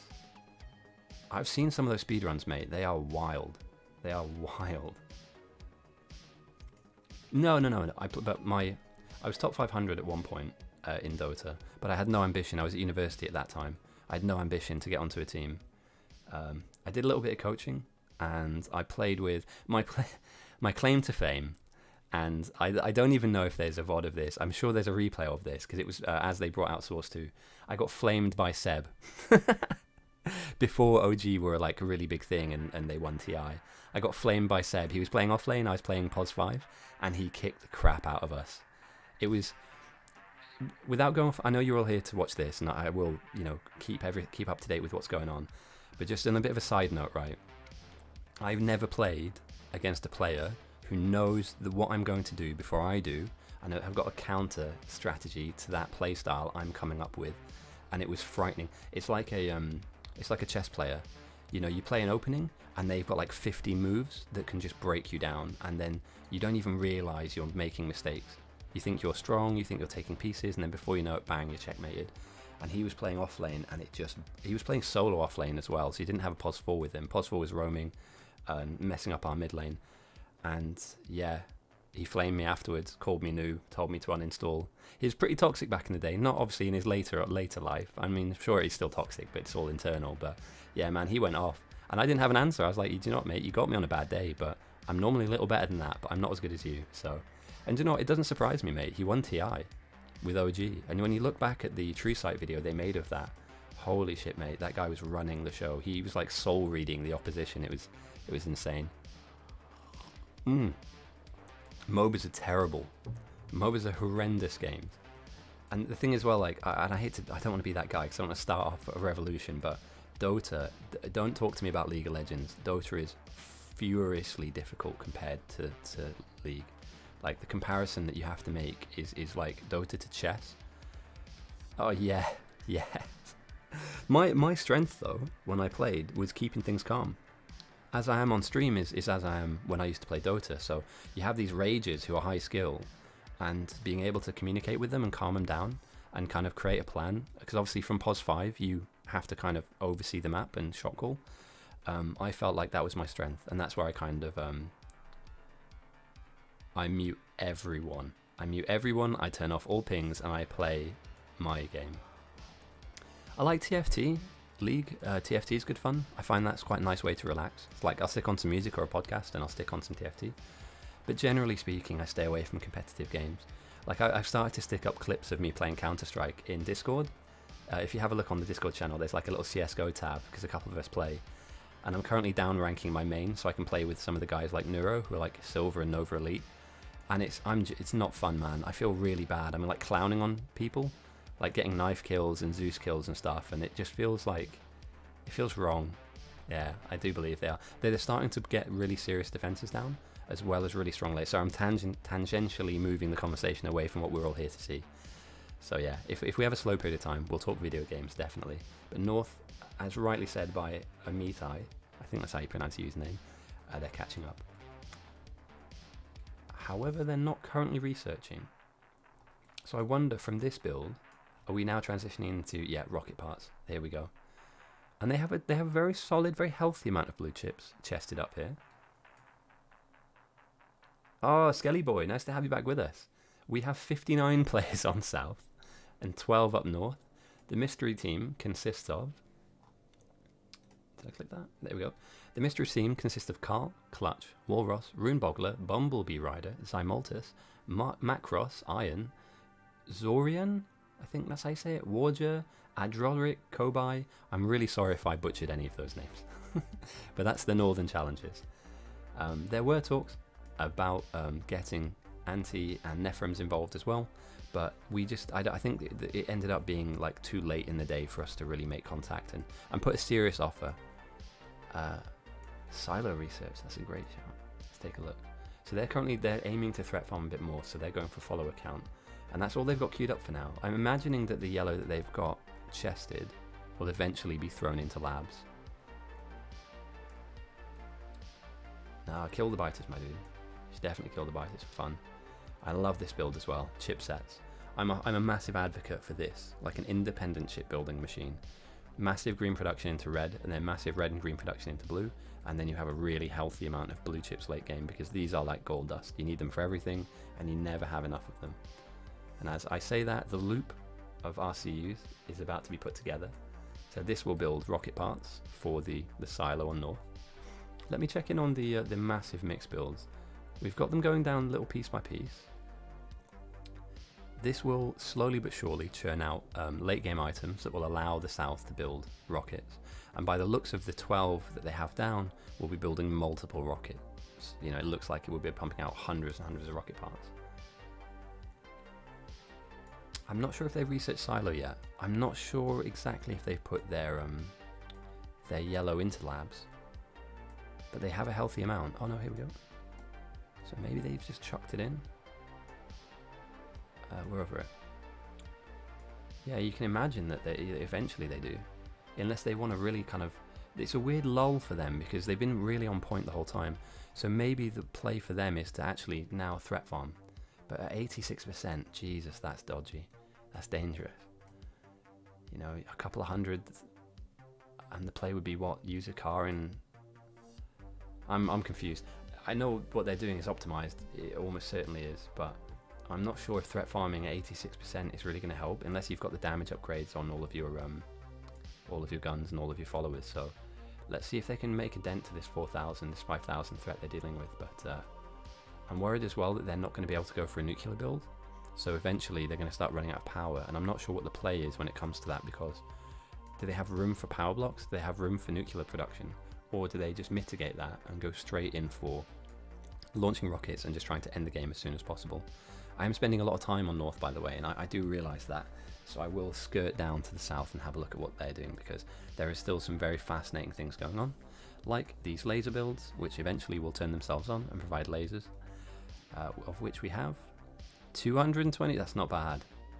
That's not bad at all. So 220 odd lasers sat in a box for south. And I thought initially this was going to be a rocket base, but I think maybe they aimed for... Oh. Take a bow. Just as I'm talking about not having nuclear on north, Smiling has already got down the beginnings of what looks like a strong nuclear building outpost. And I believe, if I draw my eyes down, just south of his base, it's 4 million uranium ore that can easily power up the end game for not only your base, this base, but the main base. And hopefully with all the lasers being produced in that outpost, they're really kind of, they're keeping safe, mate, you know? They're keeping themselves well protected. Their lasers currently aren't switched on, and they're sitting at the lowest level of upgrade. So maybe the south are potentially optimizing for running up to the late game, and then they'll do their laser upgrades. The one thing that they have going for them, the south, is that they're not expecting any kind of major threat farm or major send coming their way. And we're finally at 91%. We'll finally start to see behemoth bugs come into play now. Post is uranium patch 2. Yeah, I think that's a very good point. You know, we're looking at massive, massive power coming through here. And if they can get there, the South 60 players have managed to keep pace with the North. But it's been a struggle, man. It's been a struggle for both sides. And this game is not nearly anywhere close to done. But how each team prioritize what they want to focus on now will be the difference in who gets to that end game first and who's struggling. And the North, do you divert your rocket building into kind of laser upgrades for now?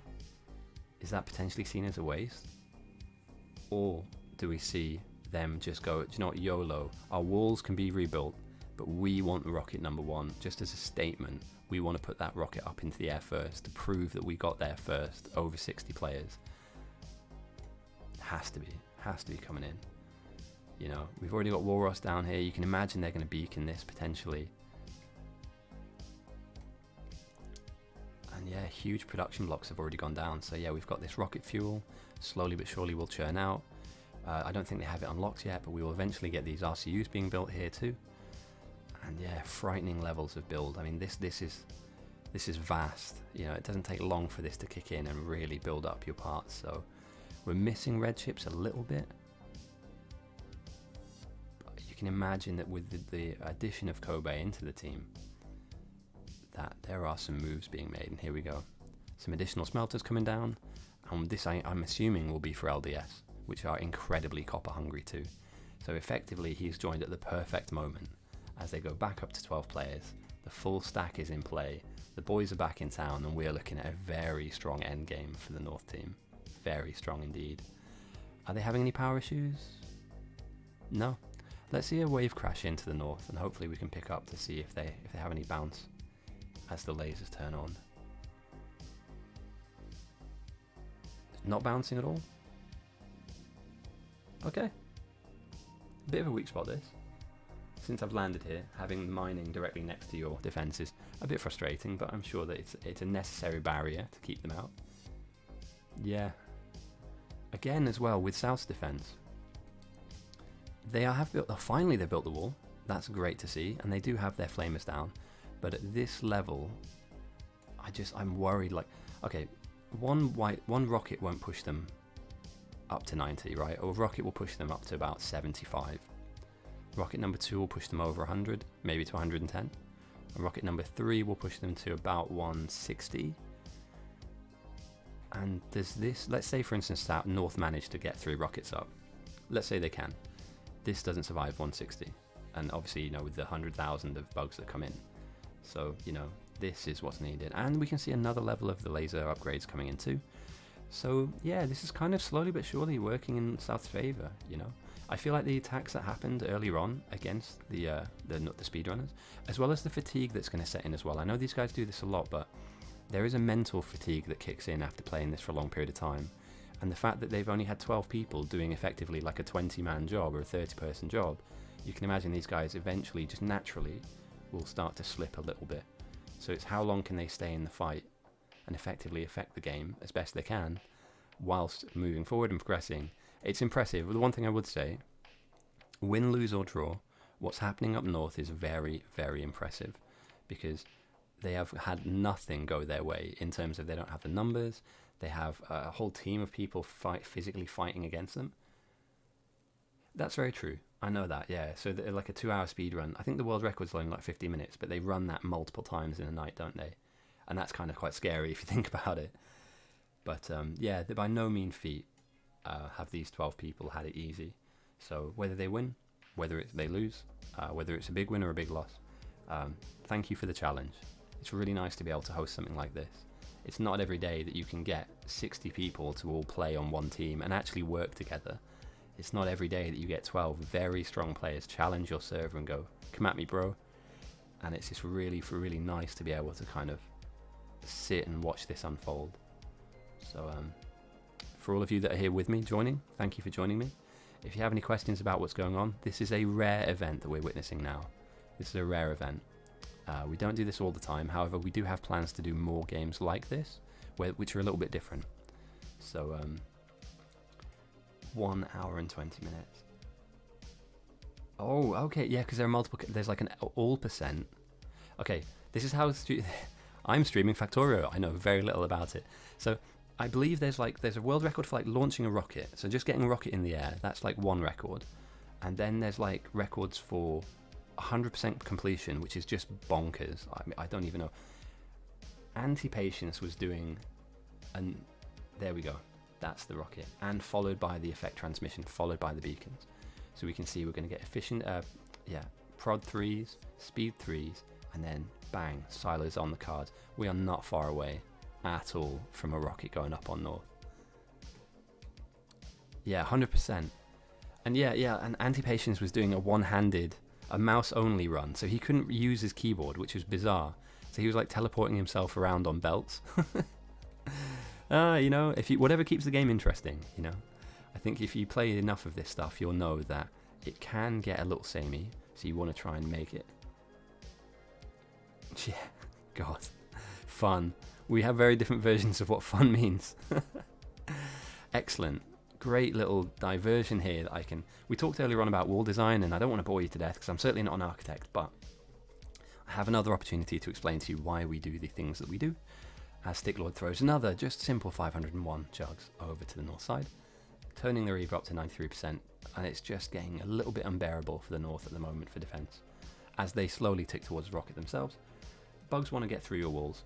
I'll keep it really simple actually, we'll bullet point this. Bugs want to go through your walls, they want the easiest path possible. By building these kind of puzzles that exist outside of your base, you force them to think, and being bugs they don't think very well, and sometimes they get confused and turned around, and whilst they're doing this dance, hopefully your defences are smashing them, effectively keeping this wall, the most important one, healthy. Because this is all that matters. You can replace these external structures, these are really easy, they're cheap, and they cost literally one wall per little block, so we want to lose these, we want to keep this one above. So the wall that's in pink is the most important wall, and that is a bullet pointed defensive guide, and I couldn't say it any simpler. I need to message Adrian real quick because he's constantly joining, and I don't want to ban him, but I need to let him know. So 2 seconds guys, I just need to also check our Discord. I'm the referee of this game, so I want to make sure everybody's having a good time and that there aren't any disputes or any issues, because I love streaming the game. I love playing as well, and I highly recommend that if you're bored and you want to learn like a new version of Factorio, highly recommend this. It's great fun. That being said, I have 35 messages. Oh my god.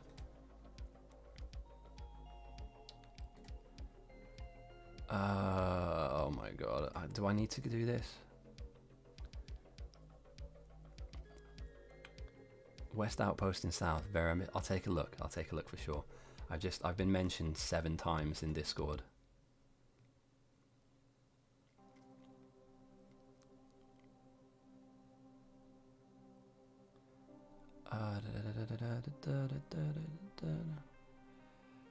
Another mention? Come on, leave me alone. Okay, right. That's nothing I can change now. So I need to talk to one guy who's continually joining. Okay, there we go. Done. Done. Trains. I mean, I'm not a massive fan, I'm going to be honest. Mostly because of stuff like this. It's just janky as hell, but, you know, new people that play vanilla love trains.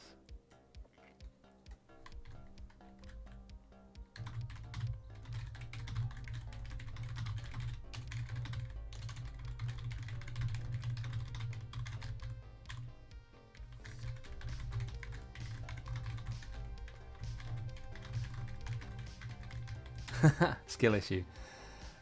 They're efficient and getting backwards and forwards. It's a lot of steel, man. It's a lot of steel.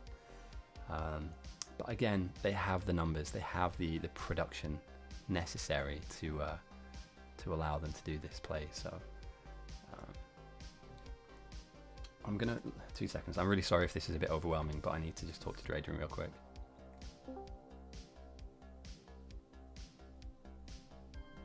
Where is he? Oh no, I'll message him instead. Alright, let's leave this. Where is he?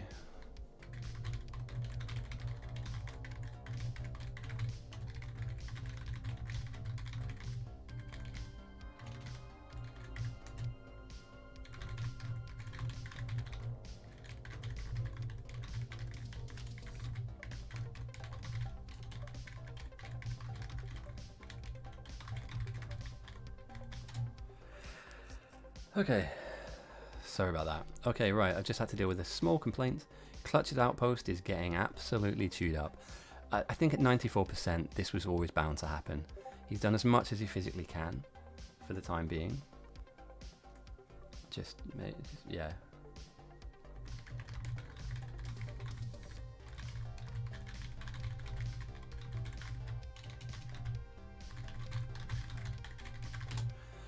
It served its purpose. Are you kidding me? That's fine. Nothing's gonna go wrong. Rip Clutch Outpost. Rich my stream. I'm gonna rejoin. I'm gonna give it 30 seconds, and then we're gonna get back into the game.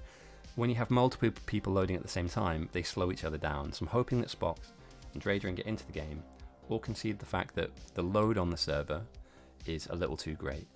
We do have larger numbers. The server's been struggling recently. There's something's changed, and I do believe that the space exploration game that's being run on the side as well is enormous at this point, which could potentially burden the server. But I don't know. Fuck it. Just making stuff up at this point. It's all my fault. Right, catching up. It's fine, you don't need a referee in these games anyway.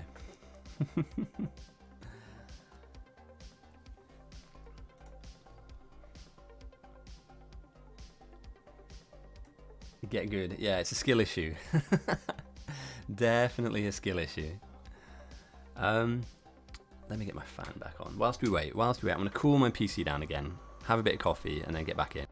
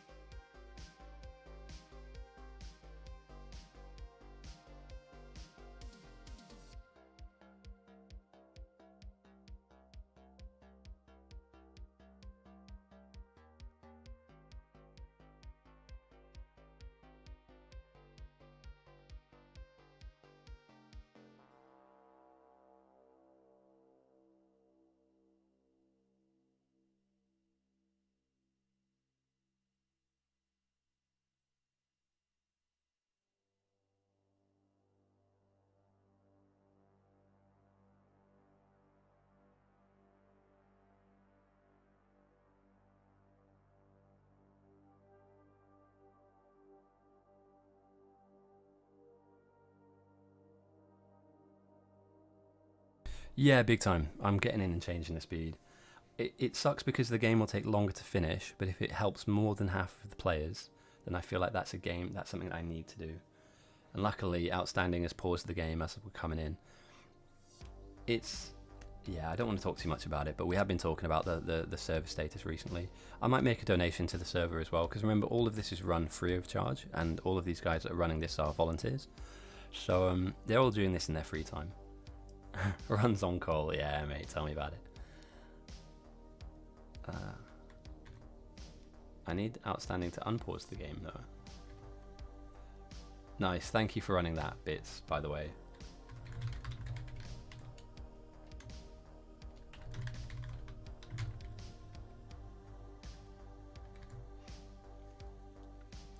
Am I 5 away from 100? That's bizarre, by the way. Like, I'm going to be honest, when I first started doing this, we had about 4 or 5 people join. So thank you for everybody that's here. For anybody that's bought me a coffee as well, thank you very much for all of that. After this stream, I'm going to finally have channel points, and so we're going to be able to have some fun during the stream. I know they go on for quite a while, so I'd like to have a little bit of a mini game in the background that we can kind of all have a bit of fun with. So hopefully Outstanding.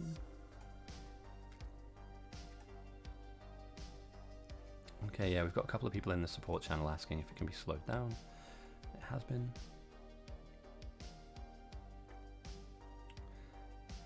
Yeah, sorry about this. We are also in... we're in unprecedented waters. What a cool place to be. We've never seen if one side can hold 60 players before. So, if anything, full-time streamer, if I got back into this, you would see a very different side of me. If I was to play, for instance, if I was to go back and play, like, I don't know, if I got back to CSGO and I started going back to playing global, you'd see a very, very different side of me. Like, I'm pretty chill with Factorio, but and I'm certainly not toxic.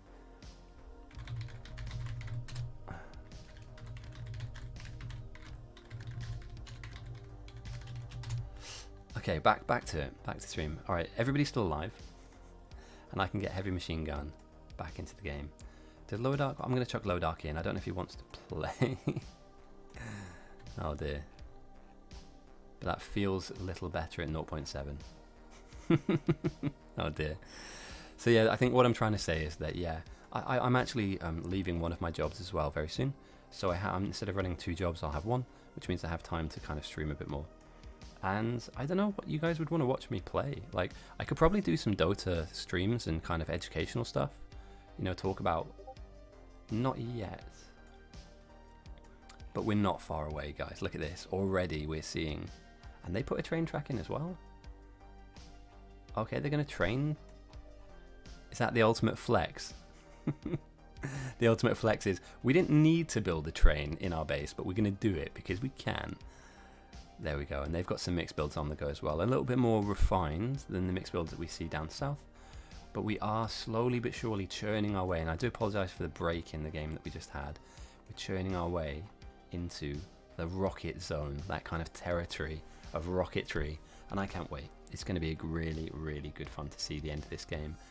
I believe, and I'm not just saying this to hype it up, I believe that the team with more players will be able to defend better. But if they are sent at first, so if South have to absorb thousands of white signs, then I don't know if this is enough. This is anemic. You'd maybe potentially want your wall to be bigly, much more bigly than this. But we'll have to wait and see. You know, at the moment it's Schrodinger's endgame. All endgames exist, and we will witness one of the vast different endgames that could possibly exist in this universe. I believe that the North have weathered the storm. Fantastic. Nuclear going down as well. Not finished just yet, but closing in on that nuclear power for South. I believe that the North have weathered the storm so far. And if they prioritise laser upgrades once they get their rocket parts built, and they have some RCUs chested, enough for 1 rocket, maybe 1.5, and they have enough rocket fuel for at least 1. Mikhail, speaking the truth, we're ahead of them in terms of laser research. You are. That also means that if you get tested... Okay, we're promoting people too, nice. They're ahead by a little bit. You want to see this 20 plus 79 down the line. Wall's a bit thin and they're missing these extra structures on the outside. But again, that's not indicative of a weak... Hello? Okay, that was snuck under. Did any of you guys spot this? Have I just been an absolute scrub and not even bothered zooming in on this part of the... Oh yeah, you can join South, my man. Here you go. Does this guy want to join? I'll just chuck him in if he wants to do and doesn't want to play, he can bounce out. I missed this entirely. Maybe when I was kicked, they loaded up some script and they gave themselves a nuke. But very good play though. Okay, so talking earlier on about power issues for South, for North, sorry, for the professional team. I don't think they're going to come into that with the nuke up online. They will have issues if it's head it along. I know, yeah, I've just missed it. I dropped the ball on that. Maybe I shouldn't stream. I'm not ready, boys. I'm not ready. I'm not good enough yet. But yeah, I'm worried. The thing that worries me a little bit is the RCU production is basically stopped now for North. They're not really pushing any red chips through to blue chips. And that is because plastic is, yeah, it's hungry for coal, which may resolve itself down the line. But that said, they are slowly but surely working towards a rocket. I'm going to scan over here and more mixed builds. Oh my god. So the bots have really helped scale these guys up. And Kobai finishing off the kind of end game stuff that we have to see. And I talk about blue chips being not in abundance. They are. They're all here. They'll slowly but surely get chested and probably trained all the way back to this place. Is this a flex? You know, it's like, we didn't have to make it weird like this, but we're really good, so we're going to make it as weird as possible, and you're just going to have to deal with it.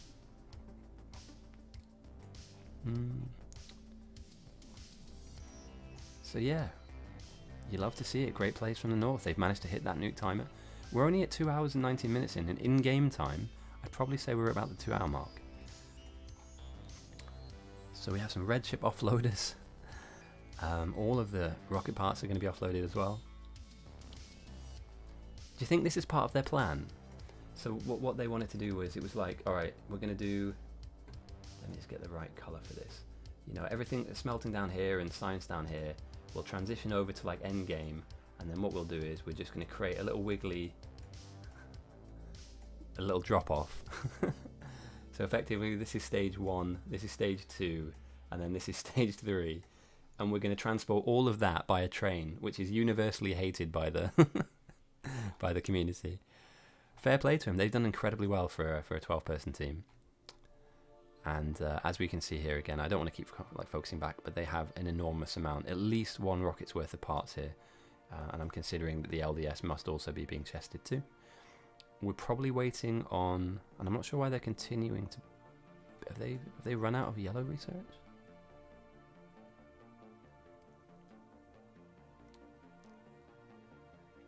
Ah, got you right. They're just doing some admin stuff in the background. Yeah, more flame is aiming to go down, thicker walls aiming to be made. The behemoth bugs at this point are ridiculously strong, and down the line they will have the opportunity to respawn as well, so they'll revive in place.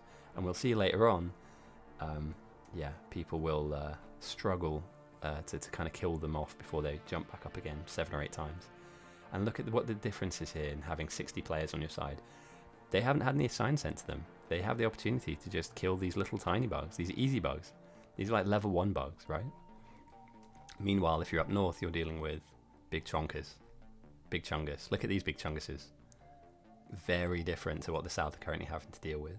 And it comes back down to like, I'm never going to throw any shade against what these guys are doing, because there's so little of them. There's so few of them. And they're managing to, it's like heroic. It's like Spartan defense, you know? The very few skilled gamers against the unwashed masses. So yeah, I'm not sure how far away we are from seeing this.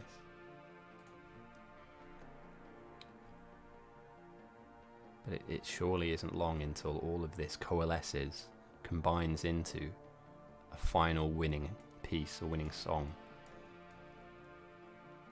And you can only imagine that down the line, once this does all turn itself on, this is going to be frightening. What the fuck is his name? But yeah, for anybody again that's joining me, my name is Ghosty.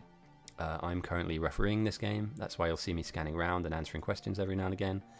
I realise that in Discord I'm getting hammered at the moment. Lots of people are asking me questions, and I apologise if you're one of those people.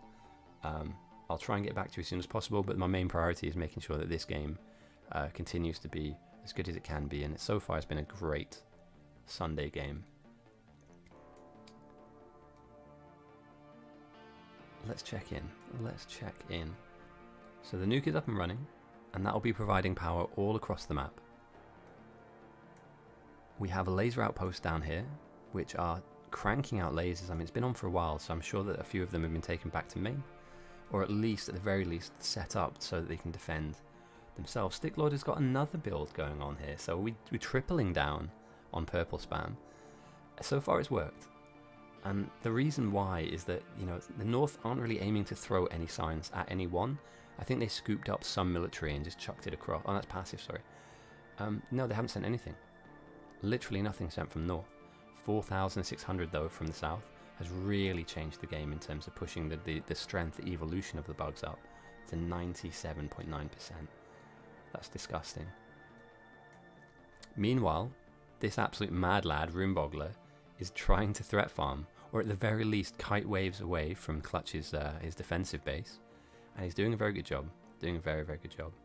You know, these guys are incredibly strong, and the only real way you can kind of interact with them and beat them is by throwing poison capsules down, which are these little blue containers here. And you'll see if a poison container has been thrown because it denotes like a blue circle on the ground. The slow capsule obviously is denoted by the orange like bubbles that sit on top of the bugs. And yeah, it is. And that's just the first of many, I can imagine. At the moment, you've got to remember too, there are satellites that need to be built. There's a strategy behind your science. So I'm sure that the speedrunners aren't looking at sending 1k white science, 1,000 white science, right? You can imagine that this transitions into alright, we've got 6 now. Does 6 break the South? And I've never seen a team of 60 players get shreked before. I didn't assume it would happen today, but it might. So I'm looking forward to the end game here, regardless of which way it goes. I think this is going to be a fun end to the game, regardless of whether it's a north win or a south win. The odds are against the south, as Carl traps himself in a wall, because of the skill level of these players. And when it comes to defending as well, these guys are worth their weight in gold. They will know what they need to do in order to achieve an effective defense as well. And so later, when we see these guys having to kind of fight for their lives, we will definitely be able to see some difference in playstyles.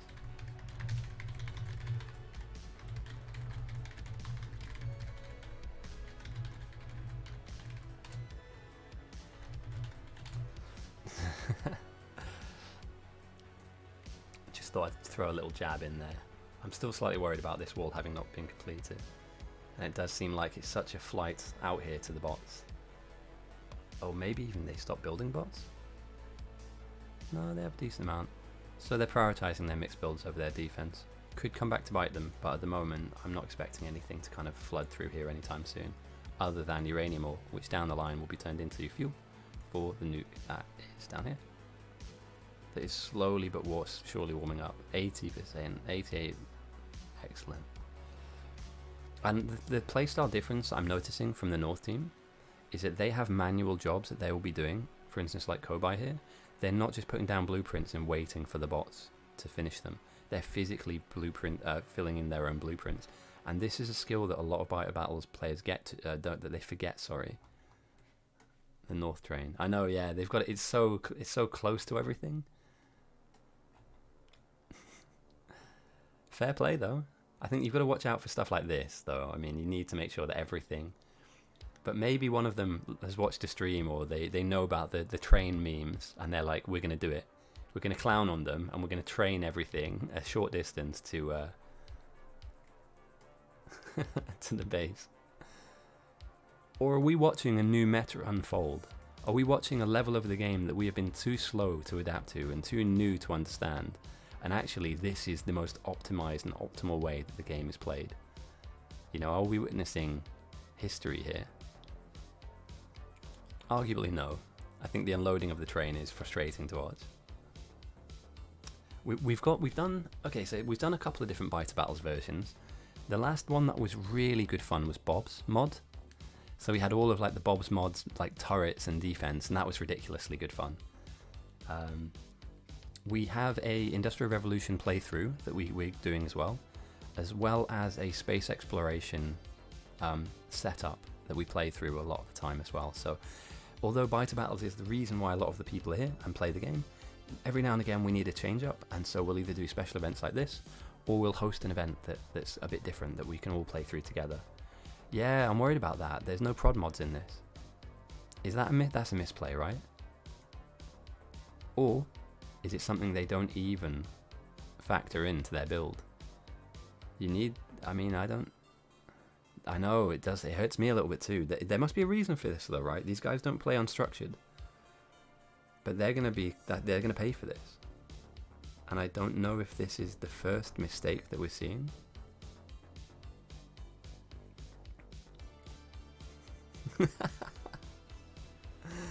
Dampy asking all of the relevant questions. I've never seen that before. I've honestly never seen it. That has to be a misplay. It must be a misplay.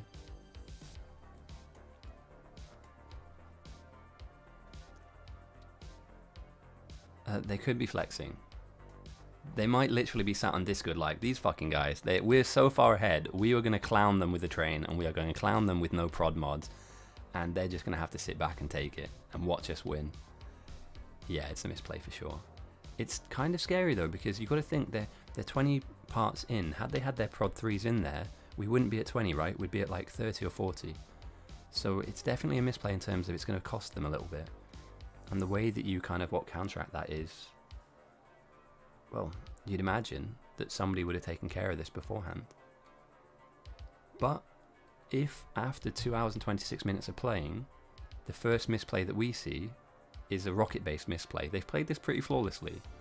So Yeah, it's weird. It's maybe it's just fatigue. You got to remember. I know you were saying that these guys play a lot, and they do, and they are very skilled players. But those things are kind of mistakes that you don't spot straight away. It's like, great, rocket down, boom, and then you look back and you're like, hang on a minute, that's been running for 20 minutes and we haven't had our prods in.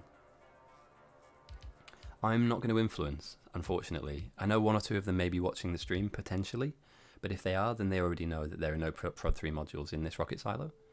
But I don't want to influence or give advice. I also don't think it's my place to, as the referee, to say, hey guys, you missed this, or like, I can point things out. There's all I'm going to say, Dampy. There's nothing that I can do to stop you from giving that information out as an individual player. It's up to you whether you want to do that or not. I won't judge you. Maybe they're currently handcrafting it, or maybe there's a building that I'm missing that's doing that for them, but you'd normally hold the rocket parts. Put your Prod 3s in, get the rocket parts in. So it's up to you. But then again, if they win, you could argue they had some external advice. If they lose, you could argue that that external advice, maybe it pushed them away. So yeah, I'd rather this be a win completely of their making, or a loss completely of our making. So we've managed to really push and get them to that position. So yeah, it's an interesting one. Let me scan around, actually. We're looking at that base, but it's going to be a while since we see a rocket. Meanwhile, this is mammoth. This is monster truck levels of production that we see here. They're hungry builds, and they need to be fed with a lot of ore. But these enormous mixed build lines, and I believe there was like 12 up here or something. Hang on, let's count them, because we're here now. 1, 2, 3, 4, 5, 6, 7, 8, 9, 10, 11, 12. 13, 14, 15, 16, 17, 18, 19, 20, 21, 22, 23, 24. 33 mixed builds.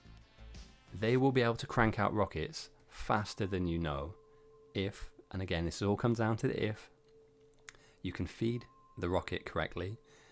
I believe on the map, this is the only counterplay, because main, I don't think, is going for rocket parts. I believe main is turtling up, and they're not looking to make a play around their own silo.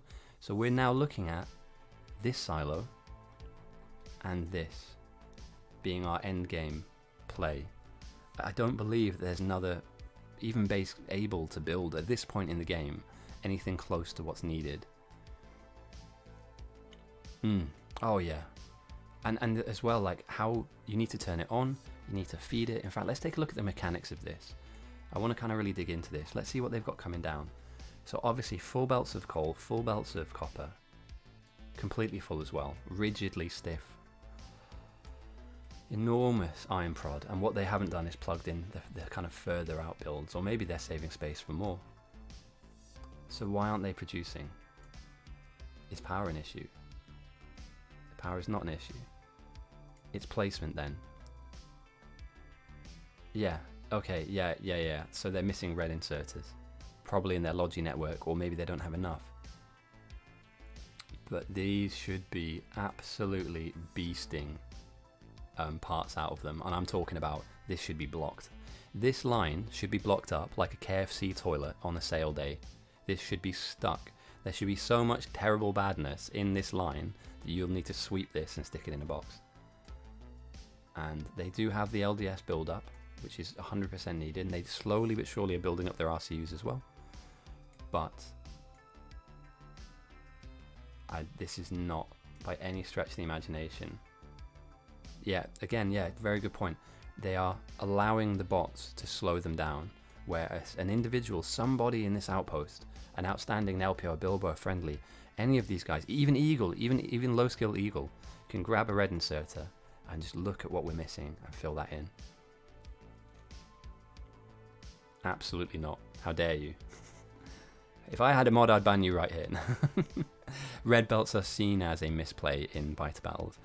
In some areas and instances, they're absolutely needed and they are very necessary.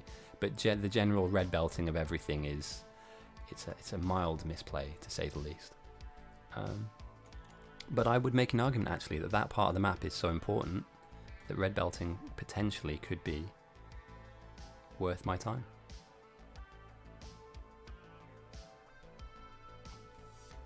Someone who's no. I wasn't going to say anything.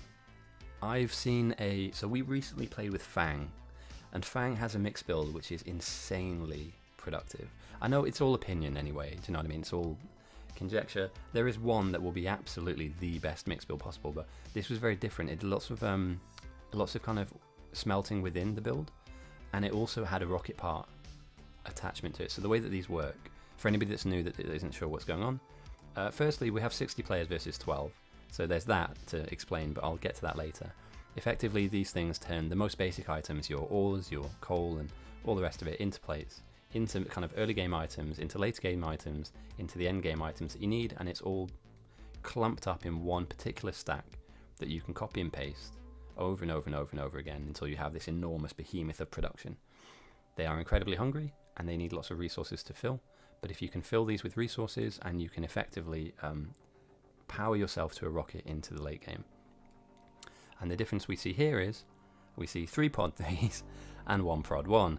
So at least they've taken a little bit of a step in the right direction. And still, no prod 3s in the silo for North. And we are now looking at a straight shootout. A proper shootout.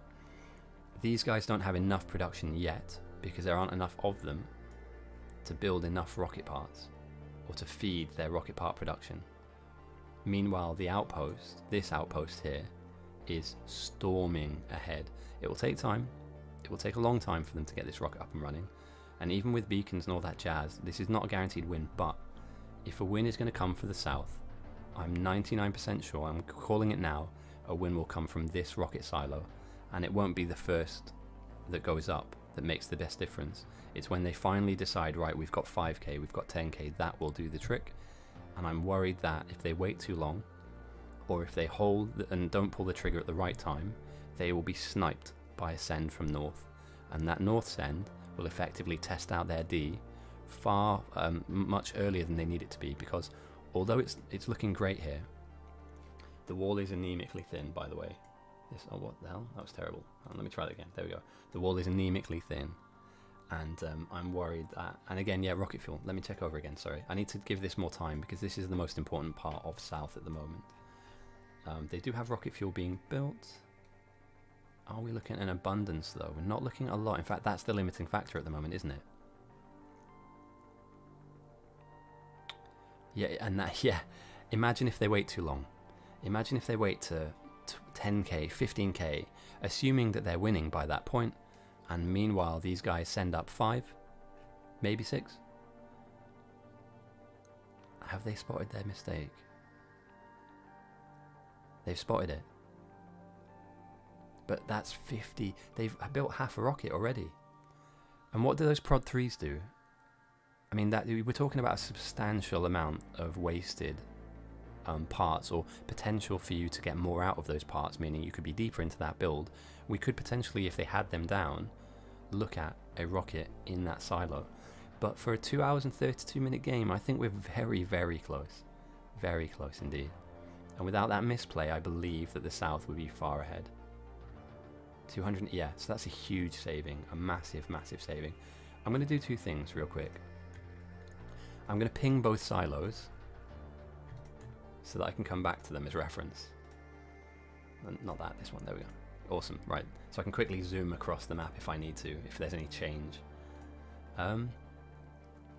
Well beaconed, well fed, slightly in need of rocket fuel.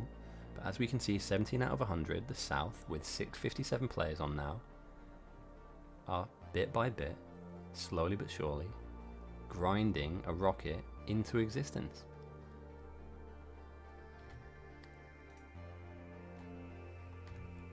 I'm impressed.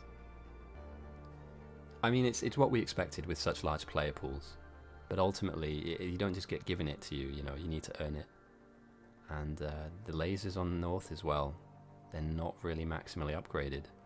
I don't know how much value or stock they'll put on those late game researches. Let's just double check. And there we go. They're going for their laser upgrades now. I think this is the right time. You know, you're seeing a rocket potentially being built on South, and so you're sat there going, right, we're not ready to take the hit, but we need to prepare ourselves just in case for out the blue they decide to just send 1k, 2k, tickle us a little bit. But they are sat already at 102%, so maybe a 2000 white size send pushes them beyond existence.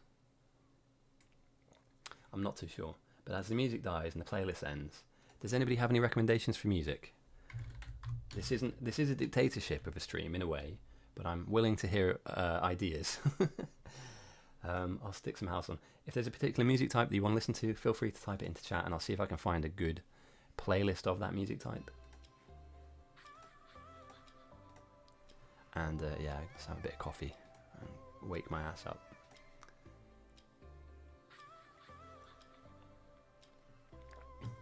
Monster Cat. Somebody said classical music the other day. I don't think classical music can... Well, maybe it would actually. I'm not too sure. I don't think it would. But yeah, the one thing I'm really, really happy about, just to go off on a tangent whilst we watch the Rockets, the end games. Swedish Rhapsody. Nice to have you with us, Froth. Yeah, channel points. I'm really happy we've managed to hit that milestone. That's really cool. So, yeah, thank you for joining me along this work journey. We've had a mammoth game, and it's closing in on an ending here. Or the end of the game is in sight. As we can see, South slowly but surely increase their rocket part production. Finally, production 3 modules and the continuation of the building of the North's rockets. Is this a pivotal moment? Is the Prod 3 finally going into the silo? Is this finally the point which undid the North? Or is it just a minor slip that we can all forget in 20 minutes time once the game ends? Who's to know? But we'll find out together. I'm just trying to see, is it worth having a look at these? Let's take a look. What are you doing, my dude? Anything important? Chesting red chips. I mean, holy crap, imagine how useful that would be if you just sent them over to the outpost. Gabble, chucking out the... It's kind of overkill, really. These were the poison capsules I was talking to you about earlier on. You can build them with really minimal resources, like coal, steel, and green chips, and they kill bugs off super quick. They're so good, they kill off these enormous behemoth bugs as well. And we can see Rune Boggler doing a little bit of threat farm, just trying to minimize. Ooh, they're making this play? This again... Don't want to be rude. Don't want to, you know, talk badly about any kind of builds, but we've seen in the past games that these defensive structures tend to not win. The kind of grid style laser builds. The more traditional way of defending would be just lines and banks of lasers. The wall in the middle really later on won't do a huge amount to these big green guys. So you could argue that later this will be an issue. Maybe. Or maybe North won't have to defend because they've sent their rocket up and, you know, GG easy. If any of you are in game, by the way, and you see a rocket, it's sat in a silo, let me know. I want to catch as many of these as possible because I think this will be a big rocket game. I do believe this will be rocketry of the highest order, let's say. But yeah, not too far off. And yeah, defending it, of course. The last thing you'd want now is some bugs to turn up and ruin your party. So 31 out of 100 for the South. I believe North are ahead by a decent margin, 55 from 100. You're waiting on train deliveries though. That's the thing I don't like about this, is that you dump off a decent amount of parts and then you're stagnating, you're waiting here. Surely a better version of this would be a belt trickling parts in. But who am I to say? Yeah, big time, I agree. I'd rather have my lasers properly up and running. Like plus 79 is where my head's at when it comes to this kind of thing. But so far so good, you know, power's not really bouncing. I know they've got their nuke up as well. And yeah, they're just taking it to the bugs. Very impressive.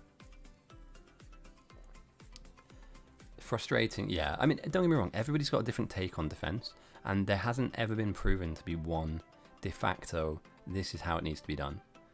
You know, in the same way that when you play football, there's not just, everybody can score a goal, but it's the manner in which you do it, right? The flair that you put on it and the way that you kind of finish the goal off is unique to you.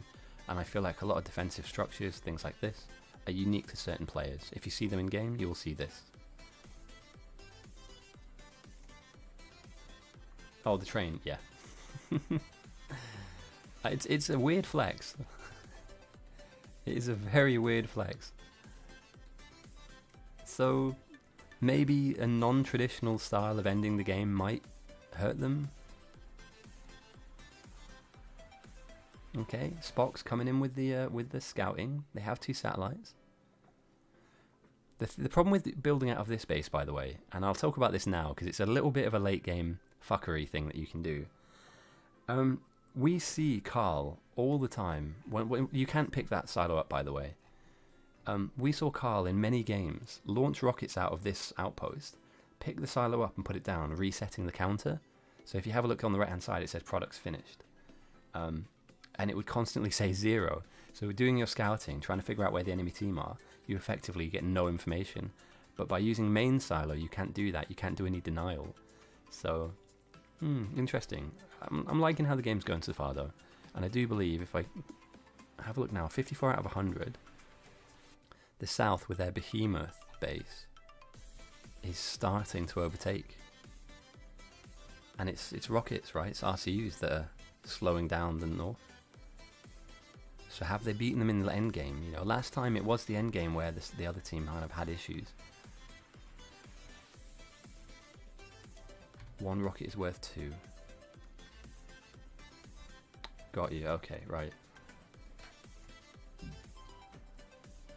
Yeah, this is just a little anemic, you know. I'm not sure if it's the speed of which they're being produced or generally them being housed somewhere else, but I'd belt these down. Just as if I was involved in this, and I wouldn't be because these guys are all really good players, but yeah, maybe a slight misplay here.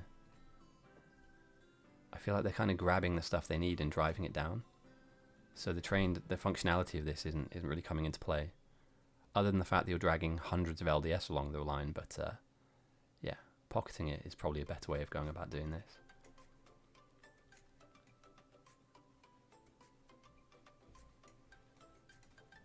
So yeah, we're looking good.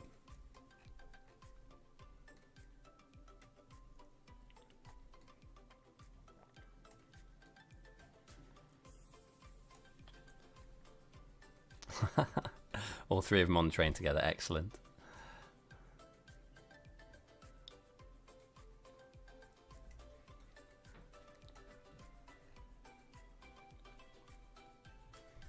But yeah, you just hand feed it, right? Just feed the boxes. Chuck the RCUs in a box. Because that hasn't moved at all. They've been parked at 58 for a very long period of time now.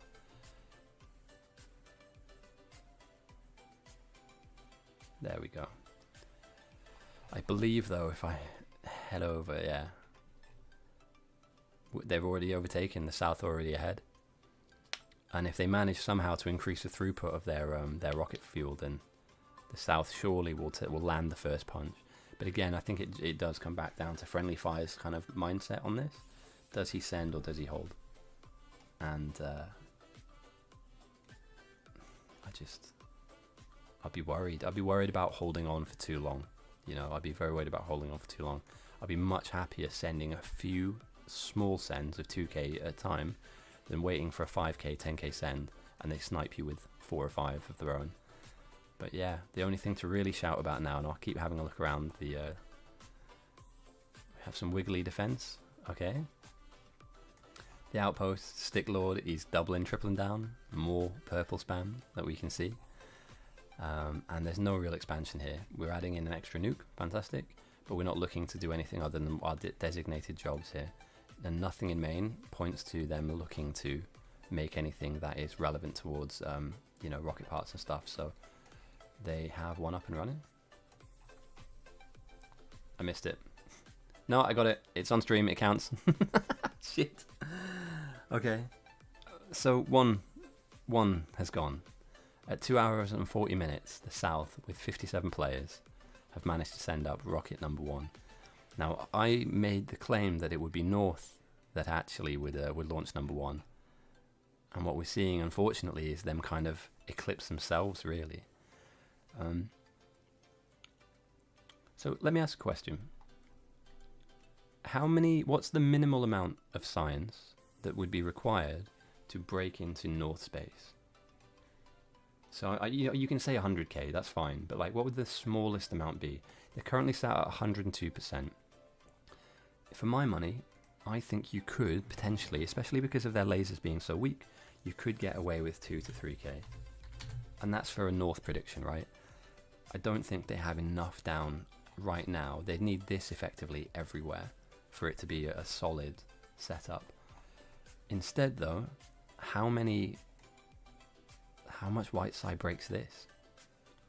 And I would say probably an equal, actually no, probably 4. So fucking things are all over. I think you need about 4k to break into this, to push the evolution up. And that's an interesting one because I'm just not too sure. And they're already almost halfway towards the second rocket. Now limited by RCUs.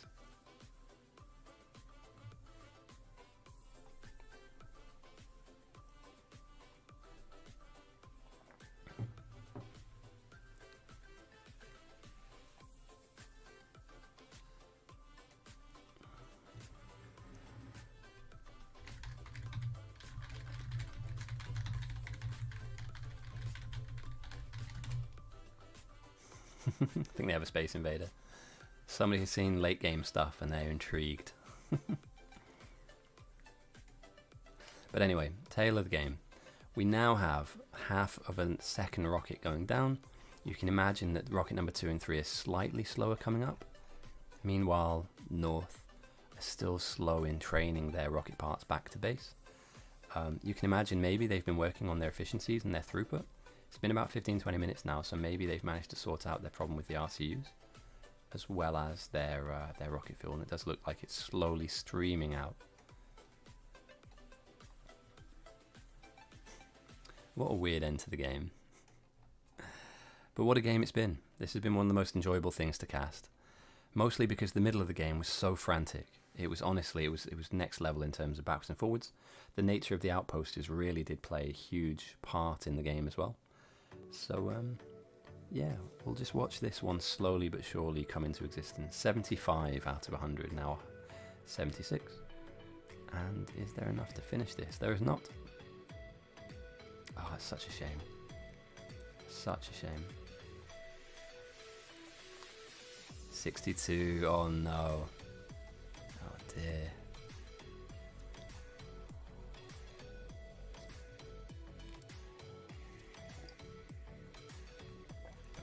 You hate to see it.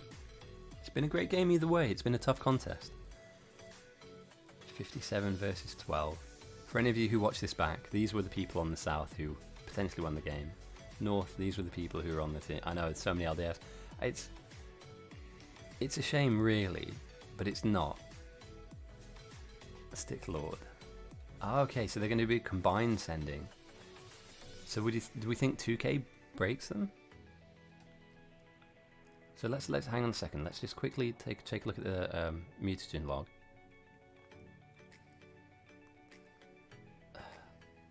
So far, South have sent 5k purple. Let's say, for instance, Sticklord has about 2 to 3k purple. And their outpost has 2k white. We're looking at a potential jump into the 200s in terms of the team's North Evo. And that might kill them off. But at the same time, it's weird because at this point in the game, if you're North, are they chesting any signs? Is anything being chucked into a chest? Like blue, right? You could chuck this across the border and potentially spike their evolution of South to like 55, 60%. I'm not sure, like I just... There are some plays that you could potentially make, and I'm not saying they should, but you know, there are potential plays that could be made. Meanwhile, I think they are upgrading their lasers as I go through. Yeah, lasers starting to get into that healthy range of being able to defend well. And obviously their nuclear area is, their nuclear silos slowly but surely pumping out a lot of power here. 6 build with one that needs fuel, that's fine. We have a captain, excellent. Mikkel dies.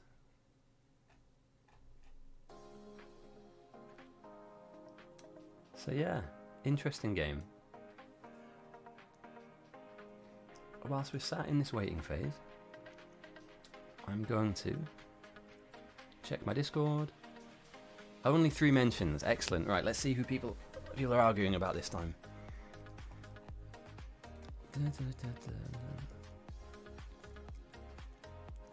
Oh wow, holy shit. During the game, they've made multiple threads. Fucking hell. You guys are organised, holy shit. I would have just played this one out, but it seems like a decent amount of... Okay, alright, I can't do anything about that. Okay, yeah, cool, fine. So yeah, sorry, a couple of disputes about why the game has been put on. Why there isn't a normal game right now, I don't know.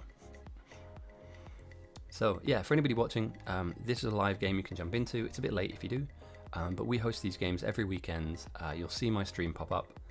I'm not sure what that was up to either. They normally don't slow down at this point. So what are we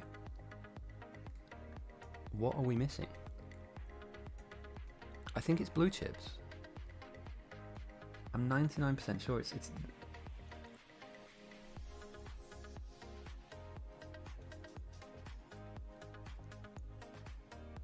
this isn't being fed copper coils.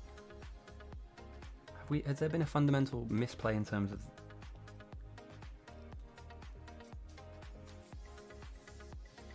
Alright, we're going to do some detective work since we're here. This isn't being fed. This is a mistake.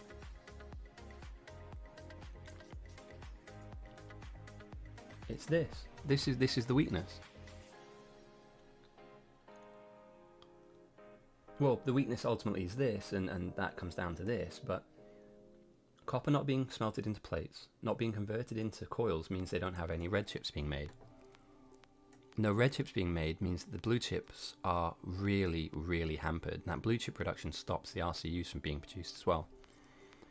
So this is a solvable problem for them, and if I can find this, they can find this. As Outstanding sends 2,000 white signs to North. We're already on a decent game speed, so let's see what that's done to their mutagen. 2,000 white signs only jumps them by 31 points, but coincidentally 84,000 extra entities on the map. So we're looking at 93,000 things to kill before you come back down to normal. And along with prod 3s, potentially this might be another misplay. I'm not here pointing fingers, but oh, and there we go, right back. The South go, do you know what, have a bit of that. The North, sorry, and they send some back. The way that attacking priority works, though, is that North need to survive their attack first. They had stuff sent to them, so they will have to defend first. And I believe this is where we're going to see the skill level of these Northern players come out, because their defensive play is outstanding. It's very strong. Whether Runeboggler can handle this isn't really an issue. It's more about how long he can kite them around and form bugs up and run them past defenses. So yeah, we're also going to start seeing some bosses as well, but South are in for some trouble as well, so this could come down to who doesn't lose their base first, as we see Runeboggler running into his base, dragging a load of bugs in and hopefully throwing some poison capsules back. Pucks, you've joined us at the best time possible. We've seen 2,000 white signs go up to North, and we've seen 1,000 white signs go down to South, at basically the same time block. So we won't see any attacks on South just yet. Their lasers are relatively upgraded. I wouldn't say anything particularly special. So we're about to see a relatively strong defensive force in the terms of these guys as players up against a pretty large number. 94,000 is nothing to sniff at, and we're almost at 140%. And South will have to do some defending as well. It's really not been that long, mate. We had a couple of issues, but you're joining at the right time. We're coming into near the end of this. And I'm tempted, and I don't know how you guys feel, but do you want me to stick on some fight music, some battle music? You know, just as the bases are slowly but surely melting to the bugs. But I believe it's been the outpost of the South that have just won this one through. They've absolutely smashed it. Alright, let's get some battle music on whilst we watch this.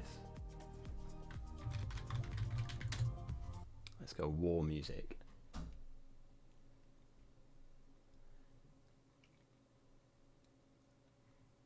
Okay, that's not copyright. Come on, I need a whole playlist.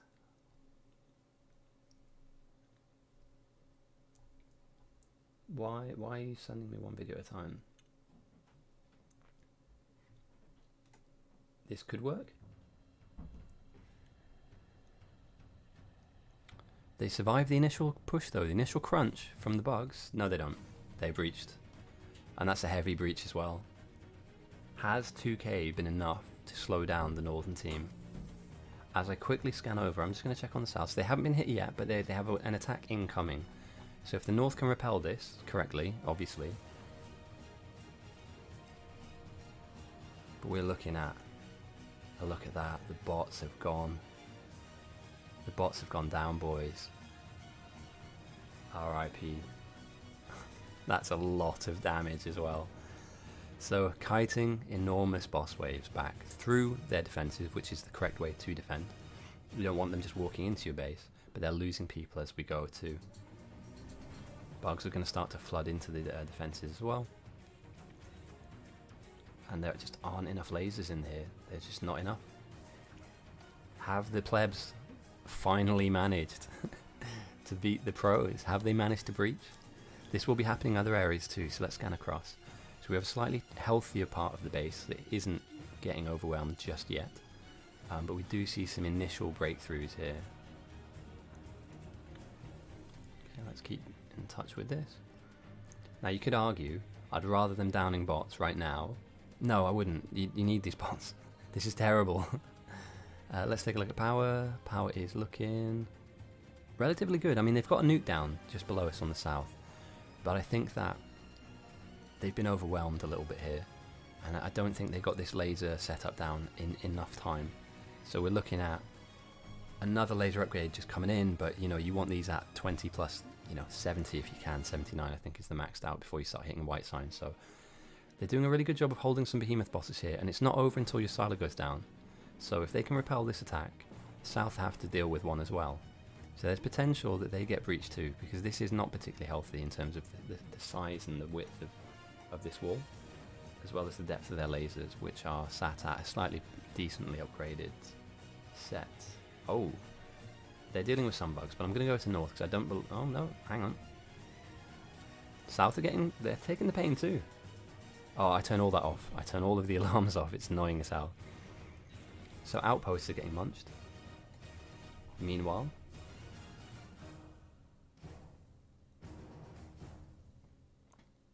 number 3 is in the sky. And you'd imagine they instantly send, right?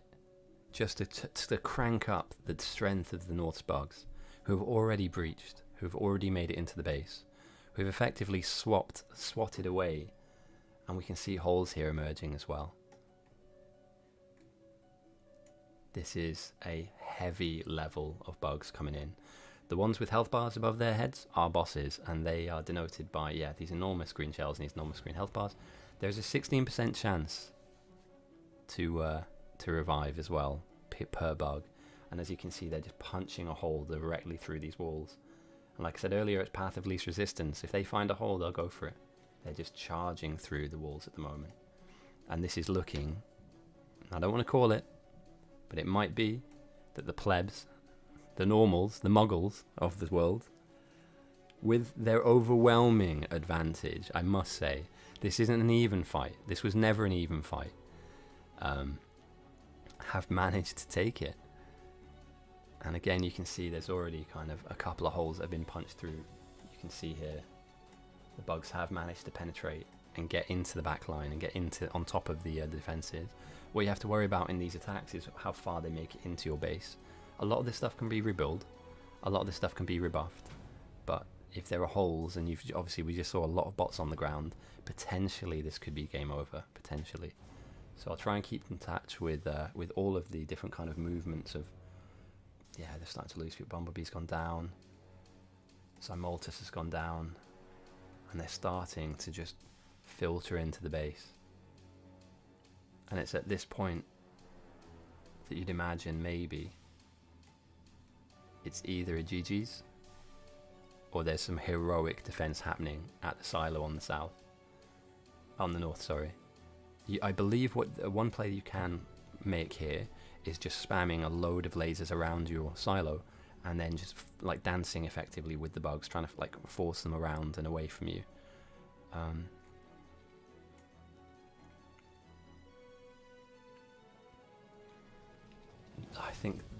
I don't think they should save. If I was on south right now, I'd be looking at this thinking, great, this is a lot of wasted resources here. They've lost a lot, but have we won the game?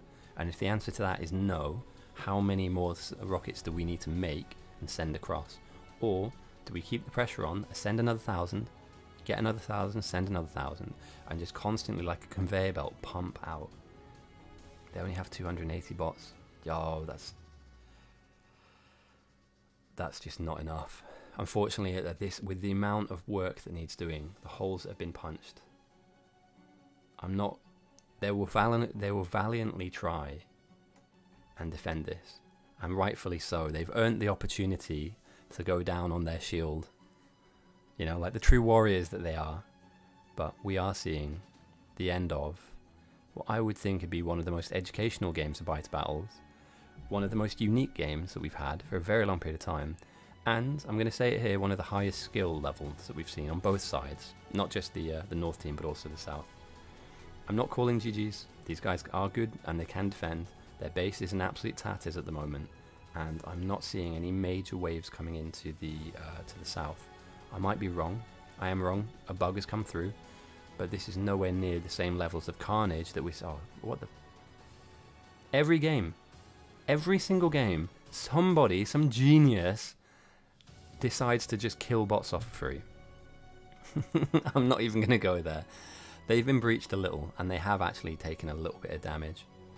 So yeah, the South got a little bit dusted up, but there's a minor car crash here. You know, this is like wrapping your car around a tree at 150 miles an hour. You know, you're dealing with a lot of damage, and you're probably not going to drive that car again. South are dealing with a little fender bender. They've broken a tail light or a headlight. They can fix that. And here we go.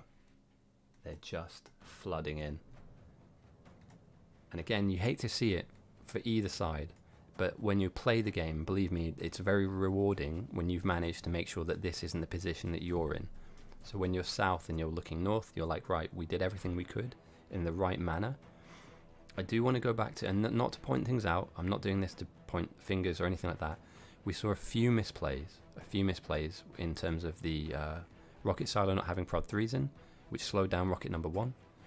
The train of late game parts, I'm not judging, was a weird build, but it did kind of work. It looked cool. And there was one tiny smelter issue that's not really massively important at this point in time, but it wasn't effectively feeding their blue chips, which is slowing down their RCU production. So it was over here, I believe. Yeah, one of these lines wasn't feeding effectively this red chip production. As we can see, bugs currently menacingly hanging around the LDS builds and the yeah. Oh, is the music good enough, by the way? You're right, the copper issue is critical. You know, these are basic materials, and the smelting of them there's enough copper to go around. You're not kind of having a half belt or a third of a belt. You have more than enough to actually feed this. So yeah, I thought I'd chuck in like Viking battle music today.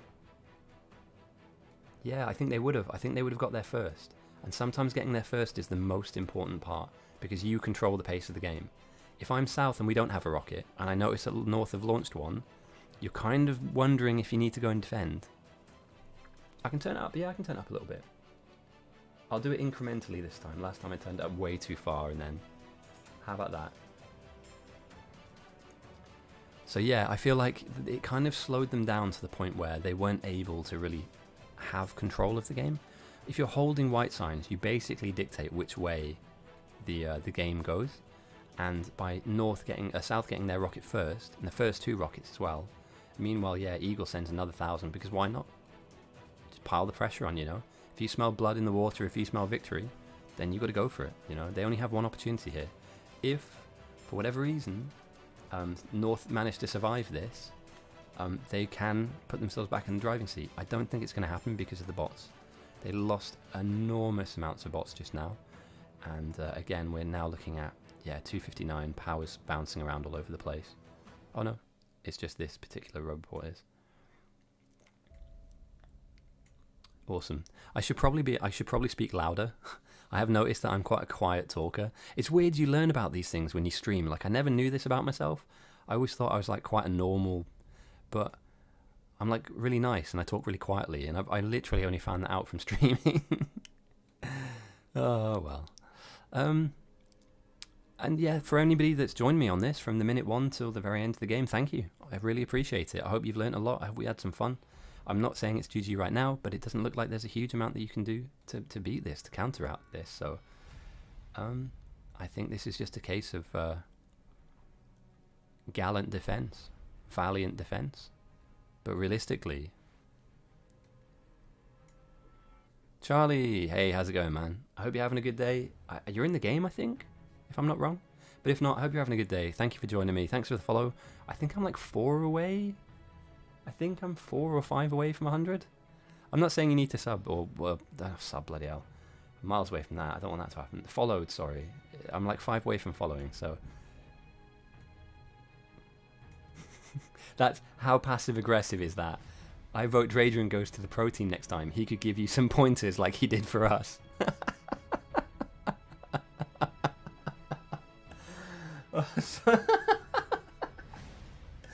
Oh, that's so passive aggressive. Oh, I'm really sorry. I didn't expect to find that as funny as I did. So it sounds like Dradrian's been bossing his team around and they weren't too happy about it. Oh my god. I'm actually crying right now. Oh, sorry, I'll calm down. That was just fucking... Who wrote that, by the way? 10 out of 10, whoever wrote that. It is so on point. Sparks. How can you say something so controversial and yet so true? Oh my god, I'm so happy. Yeah, it's... Some people are like machine guns. I tend to, when I play, just as a reference, I like to ask questions, but I also like... The way that I look at it is that you don't want somebody dominating conversation. As a streamer at the moment, I don't have like a streaming partner where I can stream with them. So I don't have like a co-hooking for. So it does sound like it's me all the time. But in game, I think the best way to be is listen twice as much as you speak, and you'll learn a lot. Yeah, big time. Yeah. And also the mouth up against the mic thing is the most... I don't know if you guys play video games with headphones on, but listening to somebody breathing in your ear is the worst thing I could possibly imagine. I reckon they do that when they've got like terrorist thing going at Guantanamo Bay, right? Some guy who's been making bombs and blowing up children and stuff. I reckon they make him listening to people breathing into his ears just to kind of send him nuts, you know? Ah, Abdul, we know how to break you, and it's not by playing you Miley Cyrus music. It's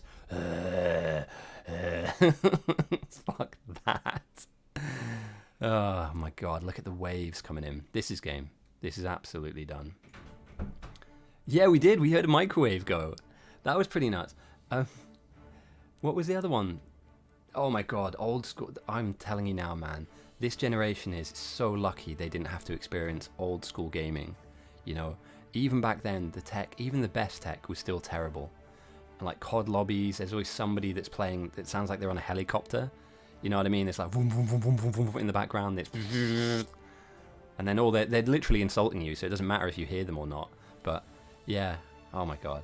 I think if you brought that back though, people wouldn't like it too much. You know, they wouldn't like the insults and the flaming. You'd argue it doesn't really have a place in gaming, to be honest. Okay, the bug's getting closer. The end is inevitable. BO2, oh my god, zombies, mate. I miss playing zombies. GG declared. Do you know what though? Gallant defense, valiant defense, and what a great game as well. Honestly, it's been a real fun, a pleasure to cast this one. Sometimes you're kind of looking around for things to talk about, and sometimes don't shout easy, mate. Come on, don't be that guy. You know, each person on that 12-man team is highly skilled, highly skilled, and they were beaten by numbers, not by being outskilled. Yeah, Neuro's got the right thing. This isn't a get wrecked nerds. Like, fair play to these 12 people. They've tried to go up against a massive 60 people. Imagine that. Imagine playing football against 60 people and trying to score a goal. The odds were always against them, not us. So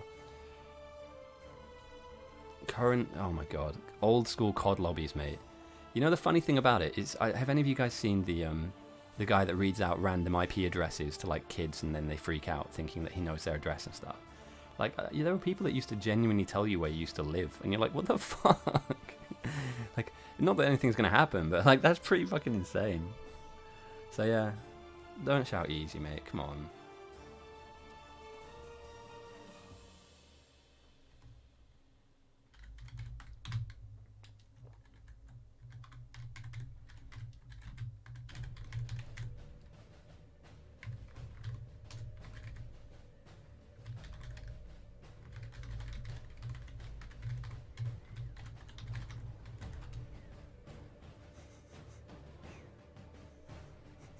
I think that's fair. Like that's fair. I'm sorry, mate, but don't bag on them. Like, they tried their best, and we all made mistakes. You know, everybody makes mistakes. But turning around to Carl and all that jazz and saying easy, it's just, that's not nice. And again, we are all a community of people. You know, we will play with these guys again. You know, what does it make us look like if we're just like treating them like shit? They deserve a bit of respect. GG, well played. I think that was a very good game. I think that we witnessed some incredibly different playstyles. The speed of... I'm really interested in this smelting, by the way. We picked up on this early on. They build these incredibly long smelters and never upgrade them. You know, never upgrade them. So that's something I'm definitely going to look into as well. And thank you for joining me on this one. It's been a pleasure. It really has. As I cut the music. I hope you don't mind, but I like to raid people after, and I'm hoping that like Kobai is streaming, or once like somebody else is streaming, that we can send you guys off to say hello. They do, mate. They do. They were the ones that took up the challenge when nobody else would. So at the bare minimum, they deserve a little bit of, you know, thanks for playing, thanks for trying. I played some bit of a story. I know that we're ending the game and all that jazz. I play rugby. That's my sport, and I could spend the whole game getting my head kicked in by some absolute dickhead. But when the game is over, you shake their hand, you go to the bar, and it's done. It's over. You don't have a fight afterwards, right? It's just the heat of the moment. Everything went wrong. So in light of that, I tend to act like that in video games. They tried their hardest, you tried your hardest, thumbs up, thank you. So I hope you don't mind, but I'm going to find somebody to to raid. And yeah, feel free to say hello to this person. I think I've raided this guy before. Let's take a look. Okay, let's raid this guy. He's got 9 viewers. Let's go and say hello to him. And again, I just want to say thank you very much for joining me. And I should have stream points now enabled, so hopefully I'll be able to kind of make the experience a little better next time. So let's raid this guy. Is that correct? Have I typed that in correctly? Hey, let's go. And again, thank you for joining me, and I'll post next time we get going. Hopefully I'll be able to post that up. So have fun, enjoy the rest of your weekends, and thank you for joining me. Goodbye.